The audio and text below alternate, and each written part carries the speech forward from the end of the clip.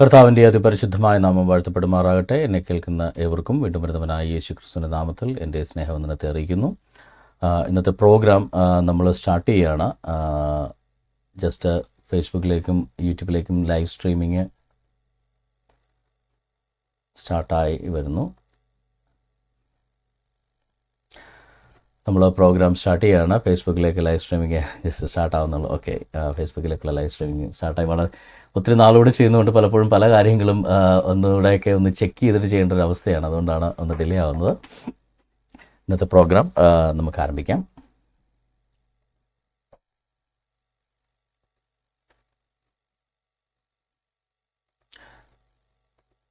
ഒരു കാര്യം കൂടെ ജസ്റ്റ് ഒന്ന്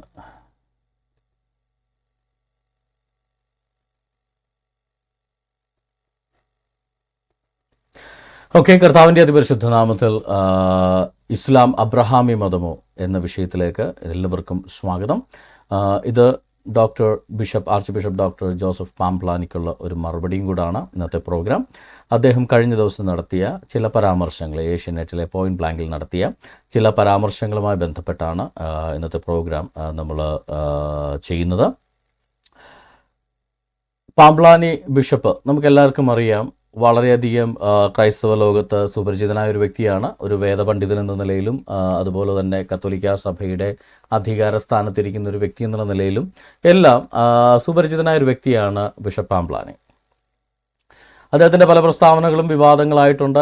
എന്നിരുന്നാൽ തന്നെയും അദ്ദേഹം വളരെ സൂക്ഷിച്ച് കാര്യങ്ങൾ പറയുന്ന ഒരാളായിട്ടാണ് പൊതുവെ വിലയിരുത്തപ്പെടുന്നത്.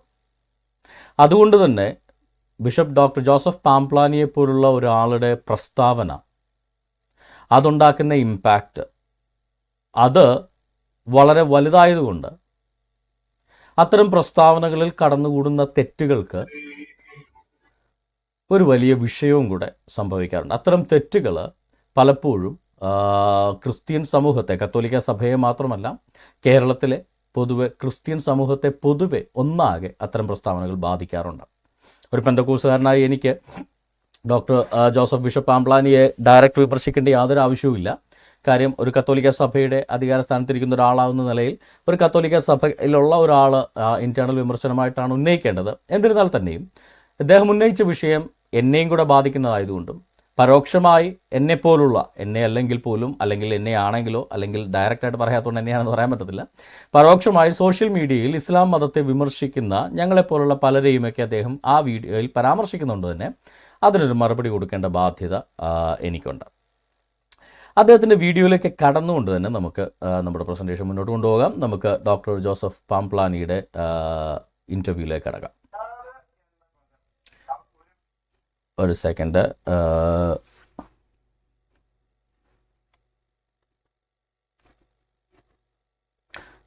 ഫേസ്ബുക്കിലേക്ക് ലൈവ് സ്ട്രീമിംഗ് സൗണ്ടിനൊരു ചെറിയ പ്രശ്നമുണ്ട്. ഒരു സെക്കൻഡ് ഒന്ന്.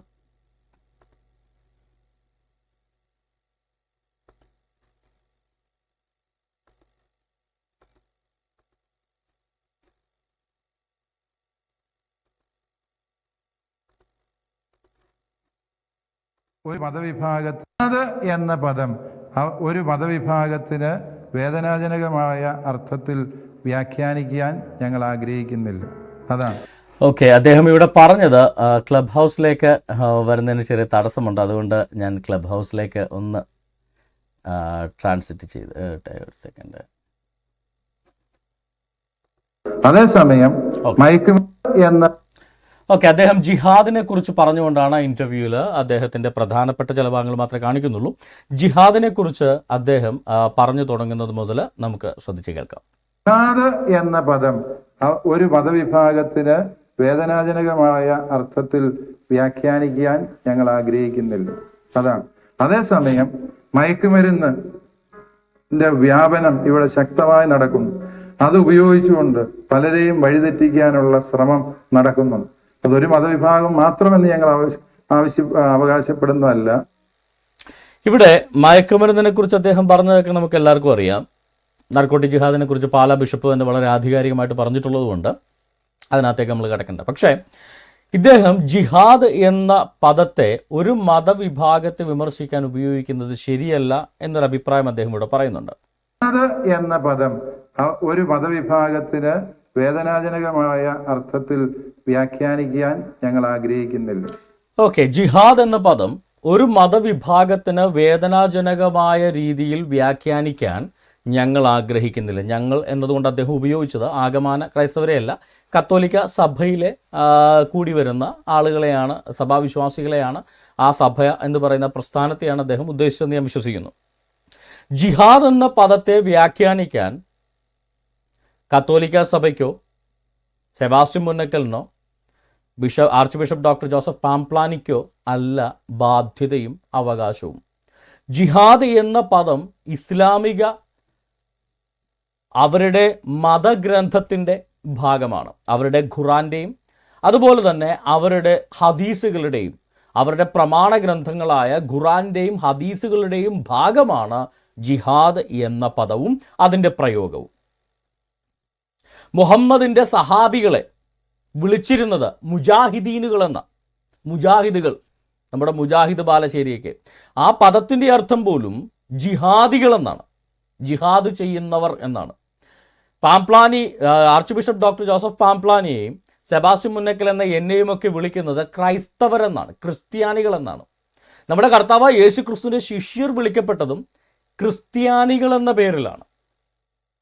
എന്നാൽ ഇസ്ലാം പ്രവാചകനായിരുന്ന മുഹമ്മദിൻ്റെ അനുയായികളെ മതഗ്രന്ഥത്തിൽ തന്നെ വിളിക്കുന്നത്, അല്ലെങ്കിൽ ആ മതപ്രമാണങ്ങളിൽ വിളിക്കുന്നത്, ആ മതം വിശേഷിപ്പിക്കുന്നത് ജിഹാദികൾ എന്നാണ്. അതായത് ക്രൈസ്തവർ, ക്രിസ്ത്യാനി എന്ന പദം എത്രത്തോളം ക്രൈസ്തവ വിശ്വാസവുമായിട്ട് ഇൻ്റഗ്രേറ്റ് ചെയ്തിരിക്കുന്നുവോ അതേ തുല്യമായി ഇസ്ലാം മതവിശ്വാസവുമായിട്ട് ഇൻ്റഗ്രേറ്റ് ചെയ്തിരിക്കുന്ന ഒരു പദമാണ് ജിഹാദ് എന്ന പദം. അതുകൊണ്ട് തന്നെ ക്രിസ്ത്യാനി എന്നതിൻ്റെ ഡെഫിനിഷൻ കൊടുക്കാൻ ബാധ്യത ഒരു ക്രൈസ്തവനാണ്, അല്ലാതെ ഒരു പള്ളിയിലെ മൊല്ലാക്കല്ല, എന്താ പറയുക, നമ്മുടെ കൊടപ്പനക്കുന്ന് തറവാട്ടിനല്ല. ക്രിസ്ത്യാനി എന്ന പദം എന്തിനെയാണ് വിവക്ഷിക്കുന്നത് എന്ന് പറയാനുള്ള അവകാശം അത് ക്രിസ്ത്യാനിക്കാണ്, അത് ഡോക്ടർ ജോസഫ് പാംപ്ലാനിക്കുണ്ട്. പക്ഷേ ജിഹാദ് എന്ന പദത്തെ വ്യാഖ്യാനിക്കേണ്ടത്, അതിനെ നല്ല രീതിയിലോ മോശം രീതിയിലോ വ്യാഖ്യാനിക്കേണ്ടത് ഡോക്ടർ ജോസഫ് പാംപ്ലാനിയല്ല, ആ മതമാണ്. അപ്പോൾ ആ മതം, ഇസ്ലാം എന്ന് പറയുന്ന ഈ മതം ജിഹാദ് എന്ന ഈ പദത്തെ വ്യാഖ്യാനിച്ചിരിക്കുന്നത് എങ്ങനെയാണ് എന്ന് നമുക്ക് നോക്കാം. നമ്മളെ ക്രിസ്ത്യാനികൾ എന്ന് വിളിക്കുന്ന പോലെ ഇസ്ലാം മത അനുയായികളെ മുജാഹിദുകൾ, മുഹമ്മദിൻ്റെ അനുയായികളെ ജിഹാദ് ചെയ്യുന്നവർ, മുജാഹിദുകൾ എന്ന് വിളിച്ചിരിക്കുമ്പോൾ ആ പദത്തിൻ്റെ അർത്ഥം അറിഞ്ഞിരിക്കേണ്ട ബാധ്യത ഒരു ക്രൈസ്തവനുണ്ട്. കാര്യം എന്ത് സംഭവമാണെങ്കിലും അവസാനം വാള് വരുന്നത് പാംപ്ലാനിയാണോ സെബാസ്റ്റ്യൻ മുന്നക്കലാണോ നോക്കിയിട്ടല്ല, നീ ക്രിസ്ത്യാനിയാണോ, നീ കാഫിറാണോ, മുസ്ലിം ആണോ നോക്കിയിട്ടാണ് കഴുത്തിന് മേലേക്ക് വാള് വരുന്നത്. അല്ലാതെ ലോഹ ഇട്ടിട്ടുണ്ടോ, കോട്ട് ഇട്ടിട്ടുണ്ടോ, ടൈ കെട്ടിയിട്ടുണ്ടോ ഒന്നും ആരും നോക്കാറില്ല എന്നതാണ് വാസ്തവം. സംശയം ഉണ്ടെങ്കിൽ പണ്ട് നമ്മുടെ ബംഗ്ലാദേശ് യുദ്ധകാലത്തെ ഫോട്ടോ വളരെ പ്രശസ്തമായ ഒരു ഫോട്ടോഗ്രാഫുണ്ട്. പാകിസ്ഥാൻ പട്ടാളക്കാർ ബംഗ്ലാദേശികളെ അറസ്റ്റ് ചെയ്യുമ്പോൾ അവർ ഹിന്ദുവാണോ മുസൽമാനാണോ നോക്കിയിട്ട് കൊല്ലാൻ വേണ്ടി മുണ്ടിനകത്തേക്ക് കുനിഞ്ഞു നോക്കുന്ന പാകിസ്ഥാൻ പട്ടാളക്കാരൻ്റെ ഫോട്ടോയുണ്ടോ, ഒന്ന് പോയി നോക്കിയാൽ നല്ലതായിരിക്കും. ഓക്കെ, എന്താണെങ്കിലും നമുക്ക് എന്താണ് ജിഹാദ് എന്ന പദത്തിന് ഇസ്ലാം മതം കൊടുക്കുന്ന അർത്ഥം എന്ന് നമുക്ക് നോക്കാം. അപ്പോൾ പിന്നെ ഞാനോ ബിഷപ്പ് ഡോക്ടർ ജോസഫ് പാംപ്ലാനിയോ ഇതിനെക്കുറിച്ച് വിശദീകരിക്കേണ്ട ഒരു ആവശ്യം വരുന്നില്ലല്ലോ. അതുകൊണ്ട് നമുക്ക് ആദ്യം ആ പദത്തിന് ഇസ്ലാം കൊടുക്കുന്ന അർത്ഥം നോക്കാം. ഖുറാനിലെ 2-ാമത്തെ സൂറത്ത് ബഖറ, സൂറ പശു, അതിൻ്റെ 118-ാമത്തെ ആയത്തൊന്ന് എടുത്ത് വായിച്ചു നോക്കുക. വിശ്വസിക്കുകയും സ്വദേശം വെടിയുകയും, അതായത് ഇസ്ലാം മതത്തിൽ വിശ്വസിക്കുകയും ഹിജറ ചെയ്യുക, സ്വദേശം വെടിയുകയും അല്ലാഹുവിൻ്റെ മാർഗത്തിൽ ജിഹാദിലേർപ്പെടുകയും ചെയ്തവരാരോ അവർ അല്ലാഹുവിൻ്റെ കാരുണ്യം പ്രതീക്ഷിക്കുന്നവരാകുന്നു. ഈ അല്ലാഹു എന്ന അറേബ്യൻ പേഗൻ മതദൈവം ഇസ്ലാമിൻ്റെ ഭാഗമായി കഴിഞ്ഞപ്പോൾ ആ മതദൈവത്തിൻ്റെ പ്രചാരകനെന്നല്ല പ്രവാചകനെന്ന് അവകാശപ്പെട്ട മുഹമ്മദ് തൻ്റെ അനുയായികൾക്ക് കൊടുക്കുന്ന ഒരു ആഹ്വാനമാണ്, അള്ളാഹു എന്ന് പറയുന്ന ഈ ദേവനിൽ വിശ്വസിക്കണം. നിങ്ങൾ ആരാധിക്കുന്ന എല്ലാ ദേവന്മാരും ഉപേക്ഷിച്ചിട്ട് അക്കൂട്ടത്തിലെ ഒരു ദേവനെ മാത്രം, ഇസ്ലാം ഈ അറബി മതത്തിലെ ബഹുദൈവ പേഗൻ മതത്തിലെ മറ്റു ഹുബൽ അടക്കമുള്ള ദുഷാരി അടക്കമുള്ള മറ്റെല്ലാ ദേവന്മാരും ഉപേക്ഷിച്ചിട്ട് അവരുടെ കൂടെ ആരാധിക്കപ്പെട്ടിരുന്ന അല്ലാഹ് എന്ന് പറയുന്ന ദേവനെ മാത്രം, ലാ ഇലാഹ ഇല്ലല്ലാ, അല്ലാഹു അല്ലാതെ മറ്റൊരു ദൈവമില്ല എന്ന് പറഞ്ഞുകൊണ്ട് ആരാധിക്കണം എന്നുള്ളതാണ് അവരുടെ വിശ്വാസത്തിൻ്റെ അടിസ്ഥാനം.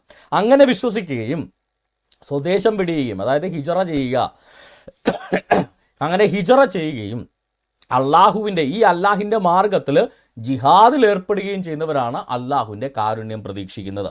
അപ്പോൾ ഈ അള്ളാഹുവിൻ്റെ മാർഗത്തിൽ ജിഹാദിൽ ഏർപ്പെടുക എന്ന് ഈ ആയത്തിൽ പറഞ്ഞിരിക്കുന്നതിൻ്റെ അർത്ഥം എനിക്ക് വ്യാഖ്യാനിക്കാൻ പറ്റില്ല എന്ന് ഞാൻ പറഞ്ഞല്ലോ. അപ്പോൾ പിന്നെ വ്യാഖ്യാനിക്കേണ്ടത് ജോസഫ് പാംപ്ലാനി ബിഷപ്പിനും വ്യാഖ്യാനിക്കാൻ പറ്റില്ല. അപ്പോൾ വ്യാഖ്യാനിക്കേണ്ടത് ആരാണ്? ഇസ്ലാം മതഗ്രന്ഥത്തിൻ്റെ വ്യാഖ്യാനം കൊടുക്കുന്ന, തഫ്സീറുകൾ എഴുതിയിട്ടുള്ള, ഇപ്പോൾ പുതിയതായിട്ട് ആളുകൾ എഴുതുന്നതല്ല, ഇസ്ലാം മതത്തിലെ പ്രധാനമായി അംഗീകരിക്കപ്പെട്ടിരിക്കുന്ന തഫ്സീറുകളുടെയും മുഫസ്സിറീങ്ങളുടെയും അഭിപ്രായമാണ് എന്താണ് അവിടെ ജിഹാദ് എന്ന പദം കൊണ്ട് അവിടെ വിവക്ഷിച്ചിരിക്കുന്നത് എന്ന് നമ്മൾ മനസ്സിലാക്കേണ്ടത് അവരിൽ നിന്നാണ്. അപ്പോൾ നമുക്ക് ഏറ്റവും വലിയ മുഫസ്സിറായി അവകാശപ്പെടുന്ന, മുഹമ്മദിൻ്റെ കാലത്ത് ജീവിച്ചിരുന്ന, മുഹമ്മദിൻ്റെ സഹാബുക്കളിൽ മുജാഹിദുകളിൽ പ്രധാനിയായിരുന്ന ഇബ്നു അബ്ബാസിൻ്റെ തഫ്സീർ നമുക്ക് എടുത്തു നോക്കാം. നിങ്ങൾക്ക് എല്ലാവർക്കും പരസ്യമായിട്ട് ബിഷപ്പ് പാംപ്ലാനിക്കും വായിച്ചു നോക്കാവുന്നേ ഉള്ളൂ. altafsir.com എന്നുള്ള സൈറ്റിൽ കയറി കഴിഞ്ഞാൽ ജോർദാനിയൻ ഗവൺമെൻറ്റിൻ്റെ ഫണ്ടിങ്ങോട്ട് പ്രവർത്തിക്കുന്ന വെബ്സൈറ്റാണ്. എല്ലാ തഫ്സീർസിൻ്റെയും നല്ല ഒന്നാന്തരം അറബിയും ഇംഗ്ലീഷ് ട്രാൻസ്ലേഷനും അതിനകത്തുണ്ട്, നിങ്ങൾക്ക് വായിച്ചു നോക്കാം. ആ തഫ്സീറിനകത്ത്, ഇബ്നു അബ്ബാസിൻ്റെ തഫ്സീറിനകത്ത് ഈ സൂറ 2, സൂറ അൽ ബഖറ, പശുവിൻ്റെ 118-ാം ആയത്തിന് കൊടുത്തിരിക്കുന്ന വ്യാഖ്യാനം നിങ്ങളൊന്ന് ശ്രദ്ധിച്ച് വായിച്ചു നോക്കുക. The following was also revealed about, ഈ ആയത്ത് അവതരിക്കപ്പെട്ടിരിക്കുന്നത് Abdullah ibn Jahsh and his companion, Abdullah ibn Jahsh എന്ന് പറയുന്ന അയാളുടെയും അയാളുടെ കൂട്ടുകാരെയും കുറിച്ചാണ്. ലോ ദോസ് ഹു ബിലീവ്, അല്ലയോ സത്യവിശ്വാസികളെ, in Allah and his Messenger, നിങ്ങൾ അള്ളാഹുവിലും അവൻ്റെ പ്രവാചകനിലും വിശ്വസിക്കുക. ആൻഡ് ദോസ് ഹു ഇമിഗ്രേറ്റ്, നിങ്ങൾ ഹിജറ ചെയ്യുക. ഫ്രം മെക്ക ടു മദീന, നിങ്ങൾ ഹിജറ ചെയ്യുക. And strive in the way of Allah, അള്ളാഹുവിൻ്റെ മാർഗത്തിൽ സമരം, ജിഹാദ് ചെയ്യുക. എൻ്റെ ഇംഗ്ലീഷ് ട്രാൻസ്ലേഷനാണ് ഇവിടെ സ്ട്രൈവ് എന്ന് പറഞ്ഞു കൊടുത്തിരിക്കുന്നത്. അള്ളാഹുവിൻ്റെ മാർഗത്തിൽ, അള്ളാഹുലും പ്രവാചകനിലും വിശ്വസിക്കണം. വിശ്വസിക്കുക എന്ന് പറഞ്ഞാൽ അള്ളാഹുലും മാത്രമല്ല, അള്ളാഹുലും പ്രവാചകനിലും വിശ്വസിക്കണം. കാര്യം നമ്മളാണല്ലോ പ്രധാനം. അത് മാത്രമല്ല, മക്കയിൽ നിന്നും മദീനയിലേക്ക് ഹിജറ ചെയ്യണം, ഇസ്ലാമിക രാജ്യത്തേക്ക് ഹിജറ നടത്തണം. അതുമാത്രം പോരാ, അള്ളാഹുവിൻ്റെ മാർഗത്തിൽ ജിഹാദും ചെയ്യണം. Strive in the way of Allah, അള്ളാഹുവിൻ്റെ മാർഗത്തിൽ ജിഹാദ് നടത്തുക. ഇത്രയും ചെയ്യുന്ന ഒരാളാണ് ഇത്രയും ചെയ്യുന്ന ഒരാൾ എന്തിനെക്കുറിച്ചാണ് അവിടെ ഈ ജിഹാദ് നടത്തുക, സ്ട്രൈവിൻ്റെ വേ ഓഫ് അള്ളാഹ്, അള്ളാഹുവിൻ്റെ മാർഗത്തിൽ ജിഹാദ് നടത്തുക എന്നതിൻ്റെ വിശദീകരണം പറയുക. Strive in the way of Allah by killing an unbeliever, Amr ibn al Hadrami. ഈ അമർ ഇബ്നു അൽ ഹദ്രാമി എന്ന, ഹദ്രാമിയുടെ മകനായ അമർ എന്ന കാഫിറിനെ കൊന്നുകൊണ്ടാണ് അള്ളാഹുവിൻ്റെ മാർഗത്തിൽ ജിഹാദ് നടത്തേണ്ടത്. അങ്ങനെ നടത്തിയ ആ ജിഹാദികൾക്ക്, ആ മുജാഹിദുകൾക്ക്, these have hope in Allah's mercy, അങ്ങനെ കൊന്ന ആളുകൾക്ക് അള്ളാഹുവിൻ്റെ കാരുണ്യം പ്രതീക്ഷിക്കാം. ഒരു കാഫിറായ ഇമ്ര ഇബ്നു അൽ ഹദ്രാമിയെ കൊന്നുകൊണ്ട് അള്ളാഹുവിൻ്റെ മാർഗത്തിൽ ജിഹാദ് നടത്തിയവർക്ക് അള്ളാഹുവിൻ്റെ കാരുണ്യം ലഭിക്കും. ഇതാണ് അതിൻ്റെ അർത്ഥമെന്ന് മുഹമ്മദിൻ്റെ കാലത്ത് ജീവിച്ചിരുന്ന ഏറ്റവും വലിയ മുഫസ്സിറായ ഇബ്നു അബ്ബാസ് അർത്ഥം വ്യാഖ്യാനിക്കുക. അല്ല പാംപ്ലാനി പിതാവേ, അല്ല arch bishop doctor Joseph Pamplany, full title തന്നെ അങ്ങ് വിളിച്ചേക്കാം, പിന്നെ ബുദ്ധിമുട്ടില്ലല്ലോ ആർക്കും. ഇത് താങ്കൾ വ്യാഖ്യാനിക്കുന്ന ഒരു ജിഹാദിനെ ഇങ്ങനെ പറഞ്ഞാൽ, മറ്റുള്ളവരെ കൊല്ലുന്നതാണ് ജിഹാദ് എന്ന് പറഞ്ഞാൽ, മറ്റുള്ള മതക്കാരെ നശിപ്പിക്കുന്നതാണ് ജിഹാദ് എന്ന് പറഞ്ഞാൽ അത് അവർക്ക് വേദനയാകും. അതുകൊണ്ട് ഞങ്ങൾ അങ്ങനെ വ്യാഖ്യാനിക്കില്ല. താങ്കളെ ആരും അത് വ്യാഖ്യാനിക്കാൻ ചുമതലപ്പെടുത്തിയിട്ടില്ല. ഇസ്ലാം മതത്തിന് പ്രഖ്യാപിത വ്യാഖ്യാതാക്കളുണ്ട്. മുഹമ്മദിൻ്റെ കാലത്ത് ജീവിച്ചിരുന്ന മുഫസ്സിറീങ്ങളുണ്ട്, അവർ വ്യാഖ്യാനിച്ചിട്ടുണ്ട്. കാഫിറുകളെ കൊല്ലുന്നതിനെ ജിഹാദ് എന്ന് തന്നെയാണ് വിളിക്കുന്നതെന്ന് പച്ചക്ക് വ്യാഖ്യാനിച്ച് വെച്ചിട്ടുണ്ട്. ഖുർആനകത്ത് അത് എഴുതിയിട്ടുമുണ്ട്. ലോകാവസാനം വരെ ഈ ആയത്ത് പിൻപറ്റേണ്ടവരുമാണ് ഈ പറയുന്ന മുസ്ലിം ജനത. അതുകൊണ്ട് താങ്കളുടെ കഴുത്തിൽ, തോളിൽ കൈയിട്ട് നിൽക്കുന്ന, ക്രിസ്മസ് കേക്ക് മുറിക്കാൻ വരുന്ന, അല്ലെ താങ്കളുമായിട്ട് ഈ പറയുന്ന ഇവരുടെ റമദാൻ മുറിക്കാൻ വേണ്ടി ഇഫ്താറിന് വരുന്ന ഈ ചിരിച്ചുകൊണ്ട് വെളുക്കെ നിൽക്കുന്ന ആളുകൾക്ക് അവർ ജിഹാദ് ചെയ്യുക എന്നുള്ളത് അവരുടെ ബാധ്യതയായതുകൊണ്ട്, ഇന്നൊരു പക്ഷേ പോലീസും ഗവൺമെന്റും എല്ലാം നമ്മളെ ഇന്ത്യയെ സംരക്ഷിക്കുന്നത് കൊണ്ട് അവർക്ക് അതിനുള്ള പാങ്ങില്ലായിരിക്കാം. പക്ഷെ ഒരു ദിവസം അവർക്ക് അതിനുള്ള പാങ് ഉണ്ടാകും. അന്ന് കഴുത്തിന് നേരെ വാള് വരും. അതല്ലെങ്കിൽ താങ്കൾ ഒരു കുറച്ചു നാൾ പിന്നോട്ട് കേരളത്തിൽ ഒരു ഇസ്ലാമിക റിപ്പബ്ലിക് സ്ഥാപിച്ച വാരിയൻ കുന്നൻ്റെ കാലത്ത് ഈ എന്തായിരുന്നു ഇവിടെ നടന്നതെന്ന് ഒന്ന് പുറകോട്ട് ഒന്ന് അന്വേഷിച്ചാൽ മതി. അന്വേഷിക്കുമ്പോൾ കമ്മ്യൂണിസ്റ്റ് ചരിത്രകാരന്മാരുടെ പുറകെ പോകാതെ, കോൺഗ്രസ് ചരിത്രകാരന്മാരുടെ പുറകെ പോകാതെ അന്വേഷിക്കുമ്പോൾ യഥാർത്ഥ ചരിത്രകാരന്മാരുടെ പുറകെ പോകുക. അല്ലെങ്കിൽ ദളിതരുടെ ഏറ്റവും വലിയ വാക്കെന്നറിയപ്പെടുന്ന ഇന്ത്യൻ ഭരണഘടനയുടെ ശില്പിയായ ഡോക്ടർ BR അംബേദ്കർ വാരിയൻ കുന്നൻ്റെ ഇസ്ലാമിക രാജ്യസ്ഥാപനത്തെക്കുറിച്ചുള്ള ഹീനമായ വിവരണം, വളരെ കൃത്യമായി അദ്ദേഹം നടത്തിയിട്ടുള്ള ഹീനകൃത്യങ്ങളുടെ വിവരണം കൃത്യമായി കൊടുത്തിട്ടുണ്ട്. ബിഷപ്പ് ഡോക്ടർ ജോസഫ് പാംപ്ലാനിക്ക് അത്യാവശ്യം നന്നായിട്ട് ഇംഗ്ലീഷൊക്കെ വായിക്കാൻ അറിയാവുന്നതുകൊണ്ട് അത് വായിച്ചു നോക്കിയിട്ടുണ്ടാകുമെന്ന് തന്നെ ഞാൻ വിശ്വസിക്കുന്നു. അപ്പോൾ നമുക്ക് ഇതിൻ്റെ തന്നെ രണ്ടാമത് ഇപ്പോൾ നമ്മൾ കണ്ടു, ഖുറാനിൽ ജിഹാദ് എന്നതുകൊണ്ട് വിവക്ഷിച്ചിരിക്കുന്നത്, ഖുറാനിൽ ജിഹാദ് എന്ന പദം കൊണ്ട് വിവക്ഷിച്ചിരിക്കുന്നത് എന്തിനെയാണ്? ഒരു കാഫിറിനെ കൊന്നതിനെയാണ് ജിഹാദ്. അള്ളാഹുവിൻ്റെ കാരുണ്യം കിട്ടുന്ന പണിയാണ് ജിഹാദ്. കാഫിറിനെ കൊന്നുകൊണ്ട് ജിഹാദ് ചെയ്താൽ അള്ളാഹുവിൻ്റെ കാരുണ്യം കിട്ടുമെന്ന് വളരെ കൃത്യമായിട്ട് ആ ഖുറാൻ ആയത്തിൽ പറയുന്നു. ഇനി നമുക്ക് രണ്ടാമത് നോക്കാം. ഖുറാനിലെ സൂറ 9:81, സൂറത്ത് തൗബയുടെ 81-ാമത്തെ ആയത്ത്. യുദ്ധത്തിന് പോകാതെ പിന്മാറിയിരുന്നവർ, അത് മലയാളത്തിൽ കൃത്യമായിട്ട് ബ്രാക്കറ്റിൽ യുദ്ധത്തിന് പോകാതെ എന്ന് എഴുതിയിട്ടുണ്ട് കേട്ടോ. ഈ ബ്രാക്കറ്റൊക്കെ ഈ മലയാളി തർജ്ജമക്കാരുന്ന കേട്ടോ, അത് ഖുറാനകത്തുള്ളതല്ല. മലയാളി അമാനിയല്ലല്ലോ, നമ്മുടെ ഒരു തങ്ങളുടെ തർജ്ജമയാണ് ഞാൻ വായിക്കുന്നത്. യുദ്ധത്തിന് പോകാതെ പിന്മാറിയിരുന്നവർ അള്ളാഹുവിൻ്റെ ദൂതൻ്റെ കൽപ്പനയ്ക്കെതിരായുള്ള അവരുടെ ഇരുത്തത്തിൽ സന്തോഷം പൂണ്ടു. തങ്ങളുടെ സ്വത്തുക്കൾ കൊണ്ടും ശരീരങ്ങൾ കൊണ്ടും അള്ളാഹുവിൻ്റെ മാർഗത്തിൽ ജിഹാദ് ചെയ്യുവാൻ അവർ ഇഷ്ടപ്പെട്ടില്ല. യുദ്ധത്തിന് പോകാതിരുന്നവരെക്കുറിച്ച് പറയുക, അവർ ശരീരം കൊണ്ടും സ്വത്തുകൊണ്ടും അള്ളാഹുവിൻ്റെ മാർഗത്തിൽ ജിഹാദ് ചെയ്യാൻ അവർ ഇഷ്ടപ്പെട്ടില്ല. അപ്പം ജിഹാദ് എന്താണ്? കാഫിറുകളെ കൊല്ലാൻ യുദ്ധത്തിന് പോകുന്നതാണ് ഇസ്ലാമിലെ ജിഹാദ്. യുദ്ധത്തിന് പോകാത്തവർ ജിഹാദ് ചെയ്യാനാണ് ഇഷ്ടപ്പെടാത്തത്. യുദ്ധത്തിന് ശരീരം ഉപയോഗിക്കാത്തവർ ജിഹാദിന് വേണ്ടി ശരീരം ഉപയോഗിക്കാൻ ഇഷ്ടപ്പെടുന്നില്ല.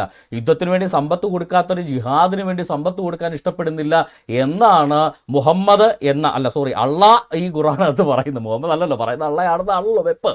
എന്താണെങ്കിലും മുഹമ്മദ് അഥവാ അള്ളാഹ് ഇവിടെ പറയുന്നത് യുദ്ധം എന്ന് പറഞ്ഞാൽ കാഫിറുകൾക്കെതിരെയുള്ള യുദ്ധമാണ് ജിഹാദ് എന്ന് സൂറ 9:81 പച്ചക്കെഴുതി വെച്ചിട്ടുണ്ട്. ഇനി ഞാൻ വ്യാഖ്യാനിച്ചാലോടെ ഇതെല്ലാം സെബാസ്റ്റ്യൻ മുന്നക്കൽ മുസ്ലിം ആണെന്നൊക്കെ വ്യാഖ്യാനിക്കാമെന്ന് ചോദിച്ചുകൊണ്ട് വരരുത്.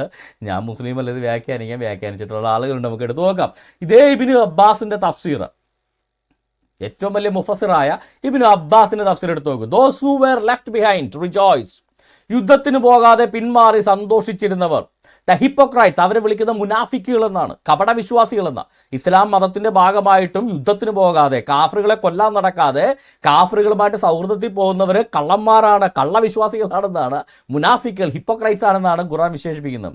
ദേ were pleased at sitting still, യുദ്ധത്തിന് പോകുന്നത് ഇഷ്ടപ്പെടാതെ, they are not rejoicing in the war, അവരെ യുദ്ധത്തിന് പോകാതെ ഇഷ്ടപ്പെടാതെ അവർ അവിടെ ചുമ്മാ ഇരിക്കുകയാണ്. And staying behind and not joining the battle of Tabuk, Tabuk യുദ്ധത്തിന് പോകാത്ത കാര്യത്തെക്കുറിച്ചാണ് പറയുന്നതെന്ന് കൃത്യമായിട്ട്. അതുകൊണ്ടാണ് മലയാളം ട്രാൻസ്ലേറ്റ് ചെയ്തവർ ബ്രാക്കറ്റിൽ യുദ്ധത്തിന് പോകാതെ പിന്മാറി സന്തോഷിച്ചിരുന്നവരെന്ന് എഴുതാനുള്ള കാര്യം. അപ്പോൾ തബൂക്ക് യുദ്ധത്തിൽ കാഫിറുകളെ കൊല്ലാൻ പോയതിനെ എന്താണ് ഖുർആൻ വിശേഷിപ്പിക്കുന്നത്? ഖുർആൻ വിശേഷിപ്പിക്കുന്നത് അത് അള്ളാഹുവിൻ്റെ മാർഗത്തിൽ നടത്തുന്ന ജിഹാദാണ് എന്നാണ് വിശേഷിപ്പിക്കുന്നത്. നമ്മൾ വായിച്ച ആയത്തെന്താണ്? പിന്മാറിയിരുന്നവർ അള്ളാഹുവിൻ്റെ ദൂതൻ്റെ കൽപ്പനയ്ക്കെതിരായുള്ള അവരുടെ ഇരുത്തത്തിൽ സന്തോഷം പൂണ്ട് തങ്ങളുടെ സ്വത്തുക്കൾ കൊണ്ടും ശരീരങ്ങൾ കൊണ്ടും അള്ളാഹുവിൻ്റെ മാർഗത്തിൽ ജിഹാദ് ചെയ്യാൻ അവർ ഇഷ്ടപ്പെട്ടില്ല. എന്തായിരുന്നു അവർ ഇഷ്ടപ്പെടാവുന്ന ജിഹാദ്? തബൂക്ക് യുദ്ധത്തിന് പോകുക, കാഫിറുകളെ കൊല്ലുക എന്നുള്ളതായിരുന്നു അവർ ഇഷ്ടപ്പെടാവുന്ന ജിഹാദ്. അന്നും ഉണ്ടായിരുന്നു മുസ്ലിങ്ങളുടെ കൂട്ടത്തിൽ ചില തലക്ക് വെളിവുള്ളവർ. പക്ഷേ അവരെ വിളിക്കുന്നത് അവർ യഥാർത്ഥ മുസ്ലിങ്ങളല്ല, അവർ മുനാഫിക്കുകളാണ്, കപടവിശ്വാസികളാണ്, അവർക്ക് പണിഷ്മെൻറ്റ് കൊടുക്കണം എന്നാണ്, അവർക്ക് സ്വർഗം കിട്ടില്ല, അവർ ഇസ്ലാം മതത്തിൻ്റെ ഭാഗമല്ല എന്നാണ് മുഹമ്മദ് അഥവാ അള്ളാഹ് ഈ പറയുന്ന ഖുർആൻ ആയത്തിലൂടെ പറയുന്നത് എന്ന് വ്യാഖ്യാനിച്ചിരിക്കുന്നത് സെബാസ്റ്റ്യൻ മുന്നക്കൽ ഫിലിപ്പോ ഡോക്ടർ ബിഷപ്പ് പാംപ്ലാനിയോ അല്ല. വ്യാഖ്യാനിച്ചിരിക്കുന്നത് ഇബ്നു അബ്ബാസ് എന്ന മുഹമ്മദിൻ്റെ കൂടെ ജീവിച്ചിരുന്ന മുഹമ്മദിൻ്റെ സഹാബത്തിലെ പ്രമുഖനാണ്, മുജാഹിദാണ് ഇത് വ്യാഖ്യാനിച്ചിരിക്കുന്നത്. ഓക്കെ, അപ്പോൾ ബാറ്റിൽ ഓഫ് തബൂക്ക് യുദ്ധം എന്ന് പറയുന്ന യുദ്ധത്തിന് പോകുന്നത് ഒരു ജിഹാദായിട്ടാണ് ഖുറാനിൽ പറഞ്ഞിരിക്കുന്നത്. ഇനി സൂറ തഹ്രീം 66-ാമത്തെ സൂറത്ത് തഹ്രീമിലെ 9-ാമത്തെ ആയത്ത്. അല്ലയോ നബി, കാഫിറുകളോടും കപടവിശ്വാസികളോടും നീ ജിഹാദ് ചെയ്യുകയും അവരോട് നീ പരുഷമായി പെരുമാറുകയും ചെയ്യുക. ഇതിനകത്ത് പറയുന്ന കാഫിറുണ്ടല്ലോ, ഇസ്ലാം മതത്തിൽ വിശ്വസിക്കാത്ത എല്ലാവനും ഇസ്ലാമിനെ സംബന്ധിച്ചിടത്തോളം കാഫിറാണ്. ഈ കാഫിറാണ് ഈ ഇരിക്കുന്ന ലോഹയിട്ടാലും ഡോക്ടർ ബിഷപ്പ് പാംപ്ലാനിയും ലോഹയിടാത്ത സെബാസ്റ്റ്യൻ മുന്നക്കലും ഇനി ഇത് രണ്ടും ഇടാതെ ജുബ്ബായിട്ട് നടക്കുന്ന പാസ്റ്റർ അനിൽ കൊടുത്തോട്ടവും മുണ്ട് ഷർട്ട് കൊടുത്ത് നടക്കുന്ന അനിൽകുമാർ അയ്യപ്പനും ഇവരെല്ലാവരും കാഫിറാണ് ഇസ്ലാമിൻ്റെ കണ്ണിൽ. എന്തിന്? നമ്മുടെ നരേന്ദ്രമോദി ആയാലും ശരി, ഇനി പോട്ട മുണ്ടെടുത്ത മോഡി പിണറായി വിജയനാണെങ്കിലും ശരി, മരുമോനൊഴിച്ച് അവരെല്ലാവരും ആരാണ്? കാഫിറാണ് ഇസ്ലാമിൻ്റെ കണ്ണിൽ. ഇസ്ലാം മതത്തിൽ വിശ്വസിക്കാത്ത, ഈ അറേബ്യൻ പേഗൻ ദൈവത്തിൽ വിശ്വസിക്കാത്ത, ഈ അറേബ്യൻ പേഗൻ ദൈവമായിരുന്ന അല്ലാഹ് അല്ലാതെ മറ്റൊരു ദൈവമില്ല എന്ന് വിശ്വസിക്കാത്ത, ഈ മുഹമ്മദ് എന്ന് പറയുന്ന ഖുറൈശി അറേബ്യൻ ദേവന്റെ പ്രവാചകനായിട്ട് അംഗീകരിക്കാത്ത എല്ലാവരും ഇസ്ലാമിൻ്റെ കണ്ണിൽ അവിശ്വാസികളാണ്, കാഫിറുകളാണ്. അങ്ങനെയുള്ള കാഫിറുകളോട് ഡോക്ടർ ജോസഫ് പാംപ്ലാനിയോട് എന്ത് ചെയ്യണമെന്നാണ് ഖുർആൻ അനുശാസിക്കുന്നത്? നീ ജിഹാദ് ചെയ്യുകയും അവരോട് പരുഷമായി പെരുമാറുകയും ചെയ്യണം. നീ അവരോട് ജിഹാദ് ചെയ്യണം, നീ അവരോട് ക്രൂരമായി പെരുമാറണം. അപ്പോൾ ജിഹാദ് എന്താണെന്ന് അറിയേണ്ട ബാധ്യത കാഫിറുകളായ നമുക്കുണ്ട്. കാര്യം നമ്മളോട് മുസ്ലിങ്ങൾ ചെയ്യുന്ന ഒരു കാര്യമാണ് ജിഹാദ്. ഡോക്ടർ ജോസഫ് പാംപ്ലാനിയോട്, മാർപ്പാപ്പയോട്, ഇവിടുത്തെ ഏത് സിനഡ് കമ്മിറ്റി ആണെങ്കിലും നിങ്ങൾ നിങ്ങളുടെ മേജർ ആർച്ച് ബിഷപ്പും കർദിനാളും ആരൊക്കെയാണെന്നൊക്കെ തീരുമാനിച്ചാലും ഇല്ലെങ്കിലും അവരെല്ലാവരോടും ജിഹാദ് ചെയ്യേണ്ട ബാധ്യത ഒരു മുസ്ലിമിനുണ്ട്.